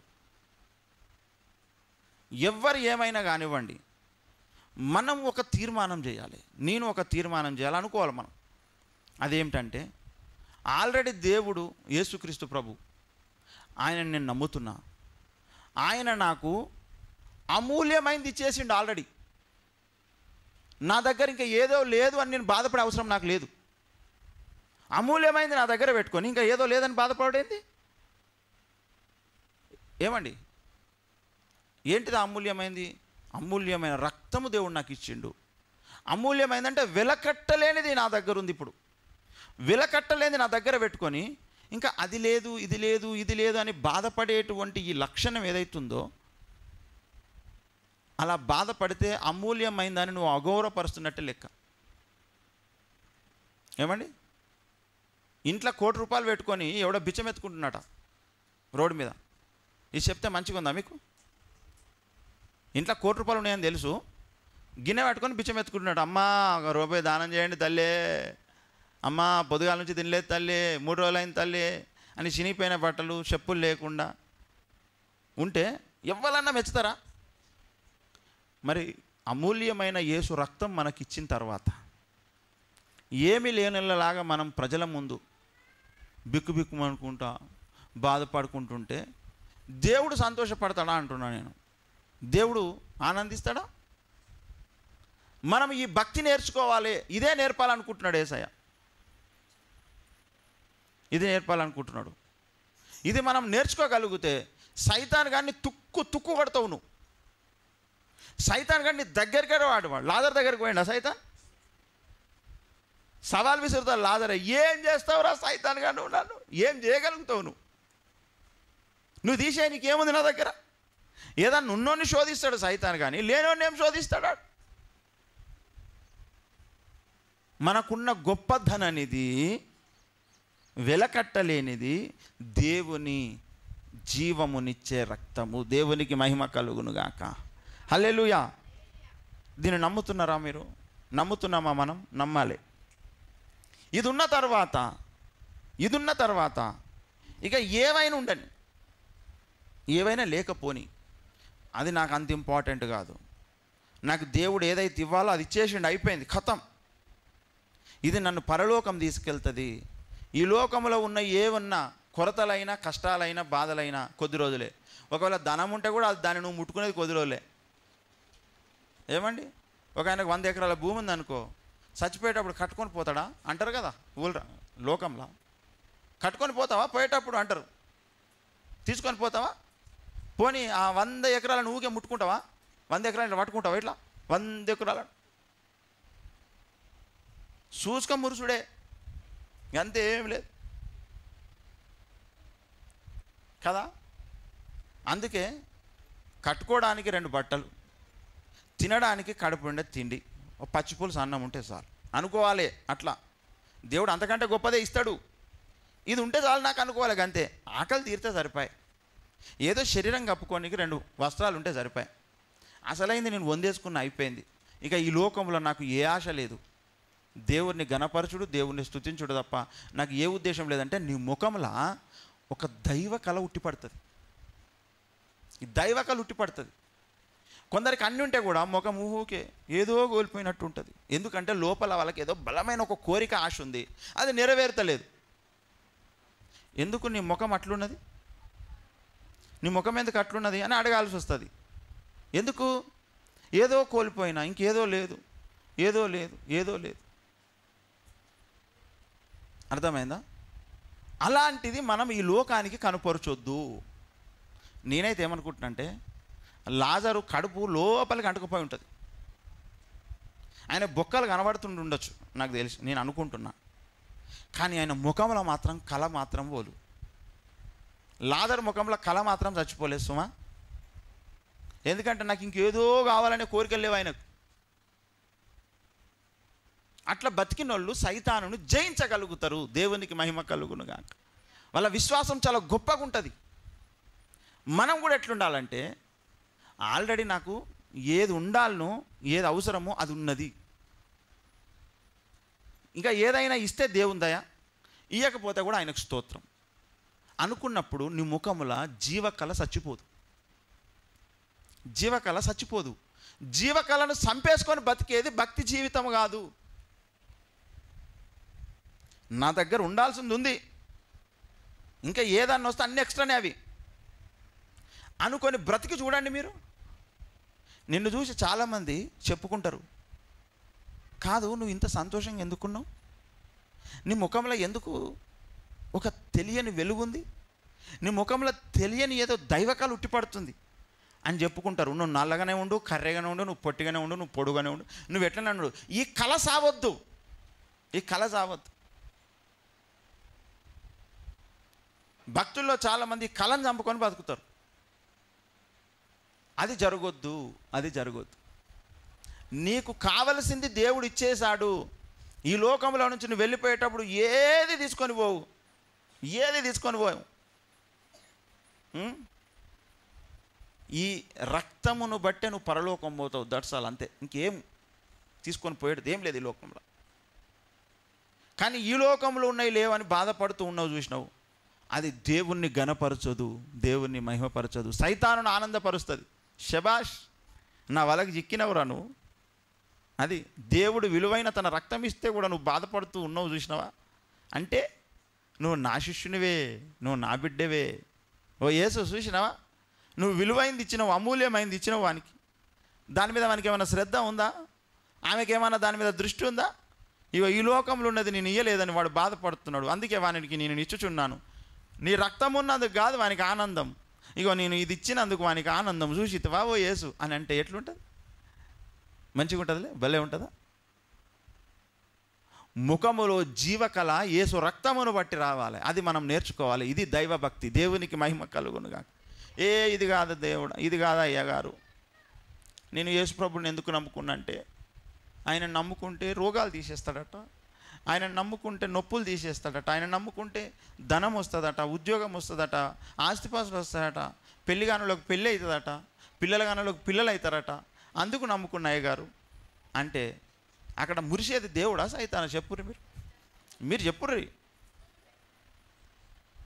నువ్వు సైతాన్ని ఆనందింపజేస్తున్నావా, దేవుణ్ణి ఆనందింపజేస్తున్నావా? చెప్పండి మీరు. నీ మటుకు మీకు తెలుసు. నాదైతే ఒకటే గురి, నాకు అమూల్యమైంది రావాల్సింది ఆల్రెడీ వచ్చేసిందండి. వస్తుందేమో కాదు, వచ్చేసింది. నమ్మి బాప్తీసం పొందినప్పుడే నేను రక్షణ పొందిన, యేసు రక్తమును నేను ఆశ్రయించిన, అప్పటి నుంచి యేసు రక్తం అనే విలువైన నిధి నా కొరకు ఉన్నది. అవసరాన్ని బట్టి అది నాకు అన్నిటిని ఇస్తుంది. నాకేమీ కొదువా నా తోడుండా, యేసు నాకేమీ దిగులు నా తోడుండా.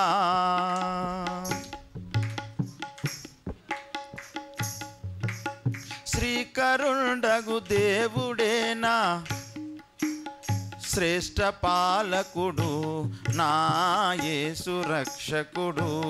ఇక నాకేమీ కొదువా నా తోడుండా, యేసు నాకేమీ దిగులు నా తోడుండా.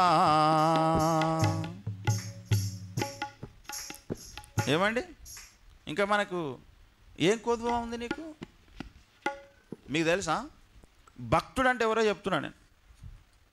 షద్రక్ మెషక్ అబేద్నెగోలను అగ్నిగుండంలోకి తీసుకెళ్ళినప్పుడు వాళ్ళ ముఖంలో చింత కనవలేదట. ఏం కనవలేదు? చింత. ఏం చింత? ఏమండి, ఏం చింత కనవలేదు? చెప్పాలా మీరు? చచ్చిపోతామనే చింత లేదు, దేవుణ్ణి చూస్తామనే ఆనందం ఉంది వాళ్ళకు. దేవునికి మహిమ కలుగును గాక. ఏమండి? దానియేలు గ్రంథం ఒకసారి చూడండి దయా జరా.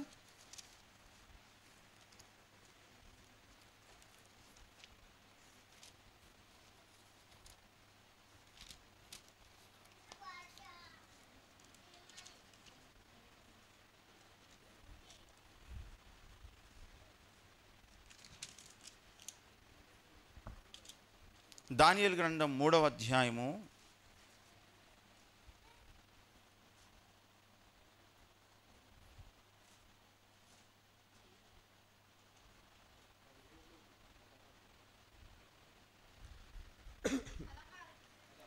16వ వచనం చూడండి. 16 నుంచి. షద్రకు మేషకు అబేద్నెగోయు రాజుతో ఇలాగు చెప్పిరి, నెబుకద్నెజరు ఇందును గూర్చి నీకు ప్రత్యుత్తరం ఇవ్వవలనన్న చింత మాకు లేదు. ఏం లేదు? ఈ చింత లేనోడే భక్తుడండి. ఈ చింత ఉండొద్దు. అయ్యో అది అట్లా అయిపోయా, అయ్యో ఇది ఇట్లా అయిపోయా, ఇట్లా కాకపోయినా అది ఎప్పుడో అట్లా అవుతుంది. ఇప్పుడు కాలేదు కదా, తర్వాత అవుతుంది అట్లా.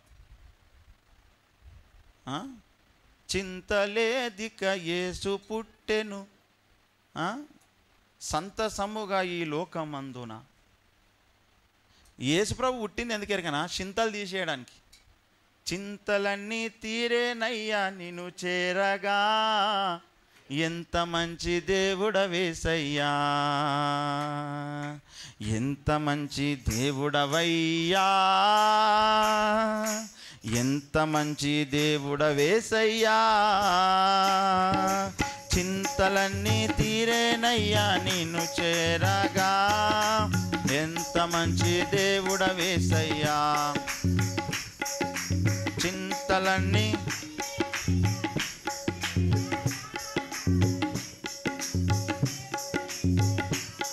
హల్లెలూయా.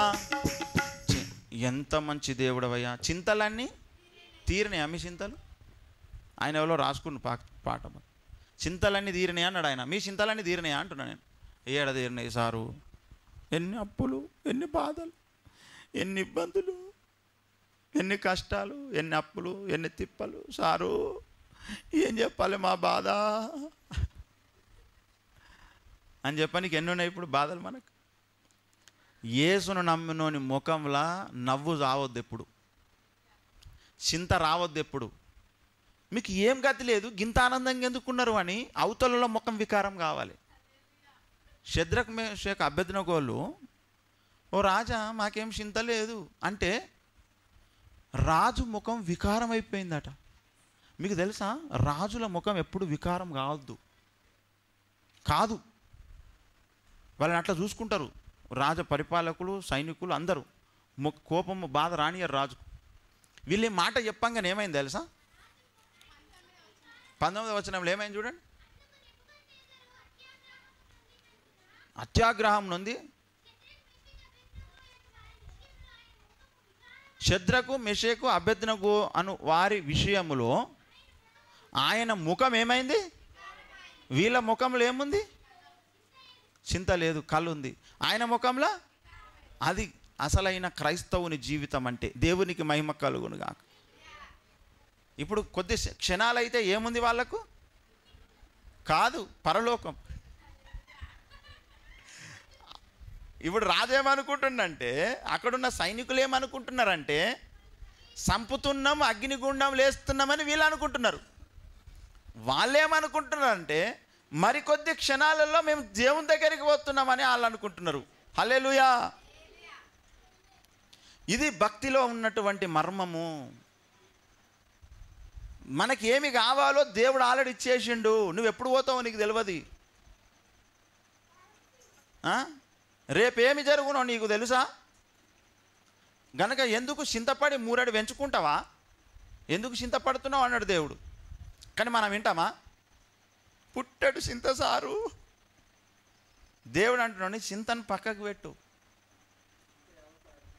నీ చింత యావత్ ఆయన మీద వేయండి. వేస్తలేరు, అది బాధ ఇక్కడ. మీ చింతనంత ఏం చేయండి, ఆయన మీ వేయండి. ఏమండి 55:22 ఏం చెప్పిండు కీర్తనల్లో? నీ భారము మోపుతలేరు, అది బాధ ఇక్కడ. ఆయన నిన్ను ఆదుకుంటాడంటే ఆయన ఇవ్వాల్సింది అంత ఇచ్చిన తర్వాత కూడా నాకు ఇంకేమి ఇచ్చిండు దేవుడు, ఏమన్నా ఇచ్చిండు ఆ దేవుడు? వాళ్ళకి బిల్డింగ్లు ఇచ్చిండు, వాళ్ళకి కార్లు ఇచ్చిండు, వాళ్ళకి బంగారు గాజులు ఇచ్చిండు, వాళ్ళకి బంగారు బొట్టు బిళ్ళలు ఇచ్చిండు, వాళ్ళకి మస్తు సంతానం ఇచ్చిండు. నాకేది? అరే వీటిని బట్టి బాధపడొద్దు. ఇవి లేనోళ్ళైనా ఉన్నోళ్ళైనా వీటిని పట్టుకొని ఉండరు ఎప్పటికీ. ఇప్పుడు పిల్లలు కావాలంటారు. పిల్లలు పుట్టినాక 15 ఏళ్ళు లాగు వాడు నీ దగ్గర ఉంటాడేమో. నువ్వే పంపిస్తావు చదువుకోనీకి, నువ్వే పంపిస్తావు ఉద్యోగం చేయనీకి, నువ్వే పంపిస్తావు ఇంకో దగ్గర, ఊకే ఎత్తుకొని ఉంటావు వాళ్ళను. అర్థమైందా? ఈ స్పృహస్థ లేదు మనుషులకు. వాళ్ళని చూడు, వీళ్ళని చూడు, వీళ్ళని చూడకు, దేవుణ్ణి చూడు. దేవునికి మహిమ కలుగును గాక. నీ పట్ల దేవుని ప్రణాళికను చూడు. ఊకే ముఖమంతా ఎడ్డేటి పెట్టకు, ఏడవకు. అయ్యో ఇట్లనే అవుతుంది ఈ లోకంలో.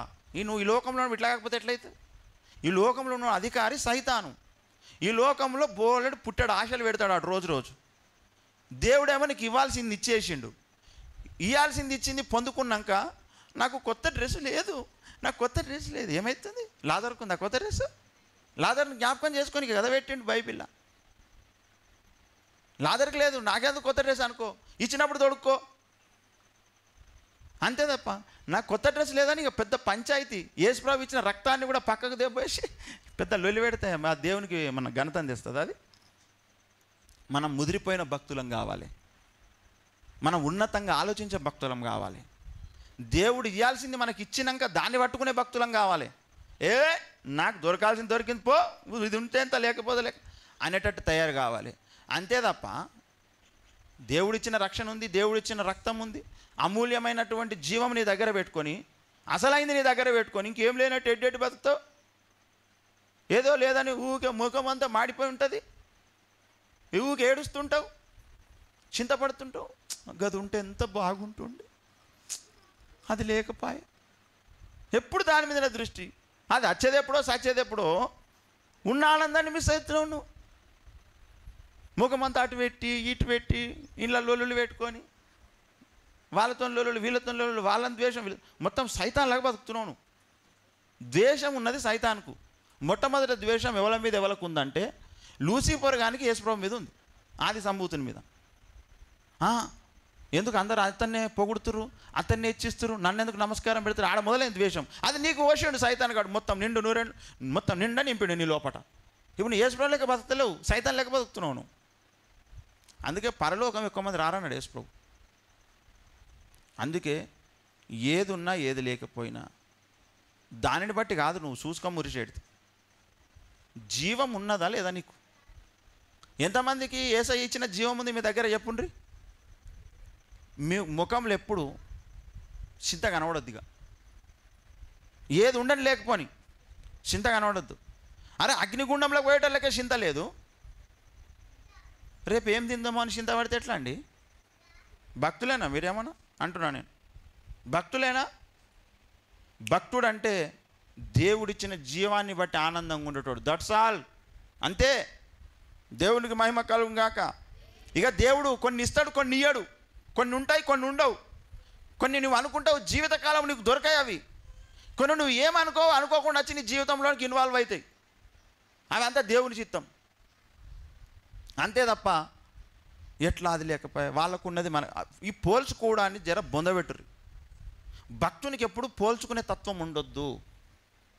ఒకవేళ పోల్చుకుంటే నువ్వు దేవునితో పోల్చుకోవాలి, బైబిల్ ఉన్న భక్తులతో పోల్చుకోవాలి, ఇంకెవరితో పోల్చుకోనికి లేదు. అవతల ఉన్నాడు సైతాన్ కొడుక దేవుని కొడుక, నువ్వు ఎవరితోనైతే పోల్చుకుంటున్నావో చూసినావా? ఆ పోల్చుకోమని చెప్పేటప్పుడు కూడా సైతానే నిన్ను, తెలుసా? వాడు సైతాన్ కొడుక దేవుని కొడుక, నువ్వు ఎవరితో పోల్చుకుంటున్నావు? ఓ సైతాన్ కొడుకుతో పోల్చుకుంటావా నువ్వు? ఒక దయ్యంతో పోల్చుకుంటావు నువ్వు? ఇంకా దయ్యం బట్టి ఆమె చూసినావు ఎంత షిపిరి ఎంటికలతో ఉన్నదో అని పోల్చుకుంటారు ఎప్పుడన్నా? మరి ఎందుకు? అవతలోడు దయ్యం పట్టినోడు, వాడు రక్షణ లేనోడు, జీవం లేనోడు, ఈ లోకంలో నీకు పై రూపం గట్లా కనబడుతున్నది, వాళ్ళతో బతకనుకుంటున్నావు. నువ్వు గాళ్ళతో ఓడుచుకుంటావు, నువ్వు సైతాన్లో అవుతావు. రేపు నీ గురి దేని మీద ఉంటే గట్లనే తయారవుతావు నువ్వు. అందరి బాధ ఎగిరిపోవాలి, అందరి వేదన ఎగిరిపోవాలి. నీ మనసులకేంచి నీ గుండెలకేంచి వేదన తీసేసేదే దేవుని సన్నిధి. దేవునికి మహిమ కలుగునుగా. అందుకే ఆయన ఏమన్నాడు తెలుసా? ఆనందించుడి, మరలా చెప్పేదను ఆనందించుడు. ఎట్లా ఆనందించాలి ప్రభా? బంగారం లేదు, బట్టలు లేవు, పైసలు లేవు, భూమి లేదు, ఇల్లు లేదు, ఉద్యోగం లేదు. అరే జీవం ఉన్నది కదరా, జాలరా నీకు అంటున్నాడు ఆయన. దేవునికి మహిమ కలుగునుగా. అవి అన్ని వచ్చే టైంలో వస్తాయి. రాకపోతే రాకపోని. అవి నువ్వేమన్నా కట్టకపోయేది ఉన్నదా? ఎత్తుకపోయేది ఉన్నదా? నువ్వేమన్నా ఏమండి ఎత్తుకపోతావా కట్టకపోతావా? ఏం చేసుకుంటావు? ఇట భక్తి జీవితం ఇట్లనే బతకాలి. భక్తి ఇట్లనే చేయాలి. అయినా దేవుడు మస్తు ఇచ్చిండు ఇప్పటికే మనకు. ఏం తక్కువ చేయలేదు దేవుడు మనకు. అర్థమైందా? ఏం తక్కువ లేదు మనకు. కానీ ఇంకా కావాలి, ఇంకా కావాలి, ఇంకా కావాలి. నువ్వు జలగలెక్క తయారవుతున్నావు. నువ్వు ఇమ్ము అనే 3 జలగలు ఉన్నాయి బైబిల్. ఎంత ఇచ్చినా నీకు తృప్తి కాదు. నీకు చాలు అనని 4 ఉన్నాయి. పాతాళం సాలనదు. అట్లా సాలనే 4 తయారవుతున్నారు అన్నమాట. ఏమండి మీ ఎవ్వల ముఖంలో కూడా రవ్వంత బాధ కనబడొద్దు నాకు. నేను వచ్చి కూర్చున్నప్పుడు ఒక్కొక్కరు ఒక్కొక్క విధమైన బాధలు ఉన్నారు. ఏమన్నా అంటే అంటే ఏడిచేటట్టున్నారు ఇప్పుడు ఆ బాధను తలుచుకొని. అంటే ఒక్కొక్కరికి ఒక్కొక్క బాధ. నీకు ఏ బాధ ఉన్నదో నాకు తెలియదు. నీ ముఖం చెప్తుంది నువ్వు బాధలు ఉన్నవని. అది ఏ బాధ అయినా సరే సైతాన్గాడు పెట్టిండు. దేవుడు ఆల్రెడీ నీకు అమూల్యమైన తన రక్తాన్ని ఇచ్చి తన జీవాన్ని ఇచ్చేసిండు. నువ్వు ఎందుకు బాధపడుతున్నావు అంటున్నా? ఎందుకు బాధపడుతున్నావు చెప్పు? బాధతోనే వస్తేవి, బాధతోనే పోతుంది. ఇక మందిరానికి వచ్చి ఏం సుఖం? ఇంట్లోనే ఉండకపోయినావు సపడియాక. అందుకే కొంతమంది తిక్కబట్టి టీవీ చూసుకుంటుంటారు చర్చ ఖర్చు బంద్ చేసి. వాళ్ళకి అన్నీ ఆనందం ఉన్నది టీవీలని.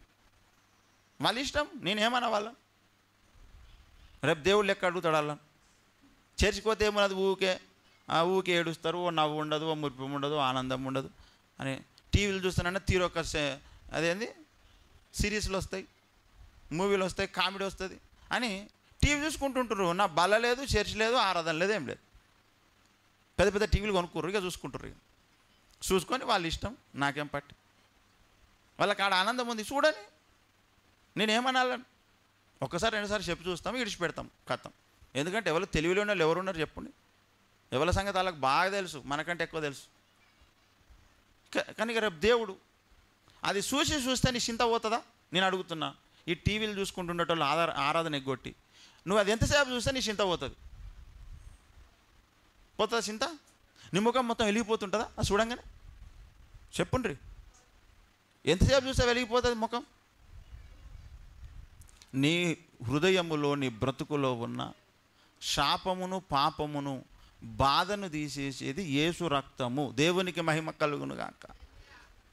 నువ్వు దేవుని మందిరానికి వచ్చినప్పుడల్లా దేవుడు ఉన్నాడు, యేసయ్య రక్తం ఉంది, అది అన్నిటికంటే అమూల్యమైంది, అది నాకు దొరికింది అనే ఆనందంతో నింపబడాలి ఎప్పుడు మనం. దేవునికి మహిమ కలుగునుగాక. అదే దేవుడిచ్చే ఆశీర్వాదము. మన ముఖంలో బాధ ఉండొద్దు, దుఃఖం ఉండొద్దు, వేదన ఉండొద్దు. యేసయ్య తన మందిరానికి రమ్మని పిలిచేది ఎందుకొరకు అనుకుంటున్నాను? నిన్నెప్పుడు సంతోషంగా ఉంచనీకి.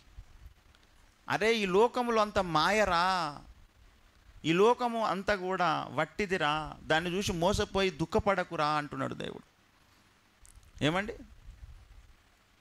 కానీ మనము వింటామా? మనకు ఆకర్షణ అంతా లోకం మీదనే ఉంటుంది. ఎప్పుడు లోకంలో ఉన్న ఆకర్షణలు మనల్ని బాధ పెడతా ఉంటాయి. నా దగ్గర లేదు, అది నా దగ్గర లేదు అనిపించేటట్టుగా ఆకర్షణలు ఉంటాయి. అక్కడనే భక్తుడు దిగజారిపోతాడు, అక్కడనే డౌన్ అయిపోతాడు భక్తుడు. అందుకే అప్పుడు వెంటనే మనం ఏం చేయాలి ఎరికైనా? యేసయ్య రక్తమును జ్ఞాపకం చేసుకోవాలి. అరే నేను పిచ్చోని లెక్కున్నా, విలువైంది, అమూల్యమైంది, వెలకట్టలేంది నా దగ్గర పెట్టుకొని అది లేదు ఇది లేదని బాధపడుతున్నా. యేసయ్య రక్తం అంతా విలువైంది, అది నేను ఏదైతే కావాలనుకుంటున్నాను అది కాదు కదా. ఎందుకు మరి ఇట్లా బాధపడుతున్నా? ఇది సైతాన్ దాడి, నా మీద శత్రువు దాడి చేస్తున్నాడు అని వెంటనే నువ్వు తేరుకొని బయటకు వచ్చేసేయాలి. దేవునికి మహిమ కలుగునుగాక. హల్లెలూయా. అలా నువ్వు బతికి చూడు కొద్ది రోజులు ఎట్లుంటుందో. నీ ద్వారా అద్భుతాలు జరుగుతాయి సమాజంలో. నీ ద్వారా అనేక మంది బతికిపోతారు, అనేక మంది దేవుని మందిరానికి వస్తారు, అనేక మంది వారి జీవితాల్లో పైకి వస్తారు, అనేక మంది ఉజ్జీవింపబడతారు, అనేక మంది దేవుని సన్నిధిలో ఎదగగలుగుతారు. దేవునికి మహిమ కలుగునుగాక. హల్లెలూయా. మన జీవితం ఒక పాఠం అవుతుంది అనేకులకు. అందుకే దేవుడు భక్తులకు బాధలు పెట్టి ఈ పరీక్ష చేస్తాడనమాట. ఇన్ని బాధలు పెడితే కూడా అతడు ఆ బాధలను పట్టించుకోలేదు, ఇన్ని సుఖాలు పెడితే కూడా ఆ సుఖాలను పట్టించుకోలేదు, వాడు నన్నే పట్టించుకున్నాడు అని ఒక సాక్ష్యం యోబు జీవితంలో నెరవేరింది. దేవునికి మహిమ కలుగును గాక. ఇప్పుడు మనది నడుస్తుంది అది. మనకు కూడా దేవుడు కొన్ని సుఖాలు ఇస్తాడు, కొన్ని కష్టాలు ఇస్తాడు. సుఖం ఇచ్చినప్పుడు ఆనందపడితే, కష్టం ఇచ్చినప్పుడు ఏడిస్తే. అది కాదు భక్తి జీవితం. అది ఇచ్చినా ఇది ఇచ్చినా రెండు దేవుడే ఇచ్చిండు, దేవుడే తీసుకున్నాడు. దేవుడు నామానికి మహిమ కలుగును గాక. నాకైతే దేవుడు నిత్య జీవం ఇచ్చేసిండు అనే ఆనందంలో ఉండాలి మనం ఎప్పుడు. దేవునికి మహిమ కలుగును గాక. అరే ఈ లోకంలో పుట్టినందుకు ఏది అవసరమో అది దేవుడు ఇచ్చిన తర్వాత ఇంకెందుకు బాధపడుతున్నావు నువ్వు? బాధపడడం బంద్ చేయండి. కొన్ని అయితే కొన్ని కావు, లైట్ తీసుకోండి. అసలైంది నా దగ్గర ఉందనే ఆ హోప్ ఉండాలి తప్ప అది మానేసి ఊకే బాధపడేందంటే ఇది. దేవుడు చాలా గాయపడుతున్నాడు ఈ విషయంలో, చాలా బాధపడుతున్నాడు దేవుడి విషయంలో. అలా బాధపెట్టకండి దయచేసి. సంతోషంగా ఉండండి, ఆనందంగా ఉండండి, తృప్తిగా ఉండండి. దేవుడు నిన్ను మర్చిపోలే. అర్థమైందా? నువ్వేందుకు మర్చిపోతున్నావు దేవుని, దేవుని మాటను, యేసు రక్తాన్ని మర్చిపోకండి. అదే మనం చేస్తున్న పాపం. దేవుడిచ్చిన వరం, దేవుడిచ్చిన ఆశీర్వాదం, దేవుడిచ్చిన బలం, దేవుడిచ్చిన రక్షణ మర్చిపోవడమే మనం చేస్తున్న గొప్ప పాపం. అది నువ్వు బాధపడుతున్నావు, నువ్వు బాధపడి దేవుని బాధ పెడుతున్నావు. నిన్ను గని పిలచిన దేవుడు మరచిపోతాడా? నిన్ను గని పిలచిన దేవుడు విడచిపోతాడా? సోలిపోవలదు మనసా, సోలిపోవలదు, సోలిపోవలదు మనసా, సోలిపోవలదు. ఇక్కట్టులు ఇబ్బందులు నిన్ను చుట్టుముట్టినా, ఇక్కట్టులు ఇబ్బందులు నిన్ను చుట్టుముట్టినా, ప్రియుడు నిన్ను చేరదీసిన ఆనందము కాదా? ప్రియుడు నిన్ను చేరదీసిన ఆనందము కాదా? సోలిపోవలదు మనసా, సోలిపోవలదు. శోధనలను జయించినాచో భాగ్యవంతుడవు, శోధనలను జయించినాచో భాగ్యవంతుడవు. జీవ కిరీటము మోయువేళ ఎంత సంతోషమో, జీవ కిరీటము మోయువేళ ఎంత సంతోషమో. సోలిపోవలదు మనసా, సోలిపోవలదు. వాక్కు ఇచ్చిన దేవుని నీవో పాడికొనియాడు, వాక్కు ఇచ్చిన దేవుని నీవో పాడికొనియాడు. తీర్చిదిద్దే ఆత్మ నిన్ను చేర ప్రార్థించు, తీర్చిదిద్దే ఆత్మ నిన్ను చేర ప్రార్థించు. సోలిపోవలదు మనసా, సోలిపోవలదు, సోలిపోవలదు మనస. హల్లెలూయా, హల్లెలూయా. నేను ఒకటే అడుగుతున్నా ఆఖరికి, ఇప్పుడు ఏదైతే లేదని నువ్వు బాధపడుతున్నావో అది చాలామందికి ఉంది. అది ఉన్నందుకు వాళ్ళు చాలా ఆనందంగా ఉన్నారా? నీ దగ్గర ఒకటి లేదు, అది చాలామందికి ఉంది. అది ఉన్నోళ్ళు అంతగా నాకు ఏది అవసరం లేదు, ఉన్నది నాకు చాలు అనుకుంటున్నారా? వాళ్ళు ఇంకోటి లేదు అనుకుంటారు. అవునా కదా? నీ దగ్గర లేదు ఒకళ్ళ దగ్గర ఉంటే వాళ్ళు ఇంకోటి లేదు అనుకుంటారు, వాళ్ళ దగ్గర లేదు ఇంకో వాళ్ళ దగ్గర ఉంది, వాళ్ళు కూడా మరి ఇది ఉన్నది చాలనుకుంటురా? వాళ్ళు కూడా ఇంకేదో లేదని బాధపడుతురు. ఇదంతా సైతాను కుట్ర. అందుకే చెప్తున్నాను, నువ్వు ఆల్రెడీ ఏది కావాలని అది పొందుకున్నావు, ఇక నువ్వు బాధపడే అవసరం లేదు. భక్తుడు అంటే నీ బాధ ఎప్పుడు బయటికి ఎక్స్ప్రెస్ చేయనోడు. బాధ ఎప్పుడు నువ్వు బయటికి కనవనీయదు. కనవనీయదు అంటే అసలు అది లేదని అర్థం. ఎందుకు లేదు? అసలైంది ఉన్నది నా దగ్గర, ఇంకెందుకు బాధ? అదే శద్రకు మిషకు అబేద్నెగోల లోపల కనబడ్డది. లోపల బాధ పెట్టుకొని బయటికి కనబడకుండా ఉన్నోళ్ళు కాదు, అసలు బాధనే లేదు అలా లోపల. ఎందుకు లేదంటే ఇక అగ్గికి భయపడతామా మేము? మీరు అంటారా ఈ మాట? అగ్గి కళ్ళు నిలబడి పొయ్యి కళ్ళు నిలబడి అన్నారు అనాలే మనం. నీ ముందుకు ఎలాంటి పెద్ద సమస్య వచ్చినా అది నన్ను ఏం చేయదు. నేను జీవించే వాడిని నమ్మాను, నాలో జీవం ఉంది, అది అన్నిటికంటే గొప్పది, విశ్వము కంటే గొప్పది, ఇవి నన్ను ఏం చేయలేవు అనేవాడే భక్తుడు. అలా తయారు కావడానికి భక్తి సాధన చేయండి. మీ ముఖంలో ఏ విషయంలో కూడా బాధ కనబడడానికి వీల్లేదు. బాధొద్దు, బాధపడకండి. బాధ సైతాన్ని పెట్టిన శోధన, సైతాన్ని పెట్టిన దాడి. నీకు ఆల్రెడీ ఏది కావాలో అది ఇచ్చేసిండు దేవుడు, అయిపోయింది. మిగతా ఇయ్యకపోని వాటిని మీరు దృష్టి పెట్టకండి. ప్రయత్నం చేయండి, ఇస్తే దేవునికి స్తోత్రం, ఇవ్వకపోతే డబల్ స్తోత్రం దేవునికి. సంతోషంగా ఉండండి. ఏమండి? కనుక మనం దేవుని సన్నిధిలో ఎవరికి వారం ప్రార్థించుకుందాం, సిద్ధపడదాం. అట్టి కృప దేవుడు మనకు అనుగ్రహించునుగాక.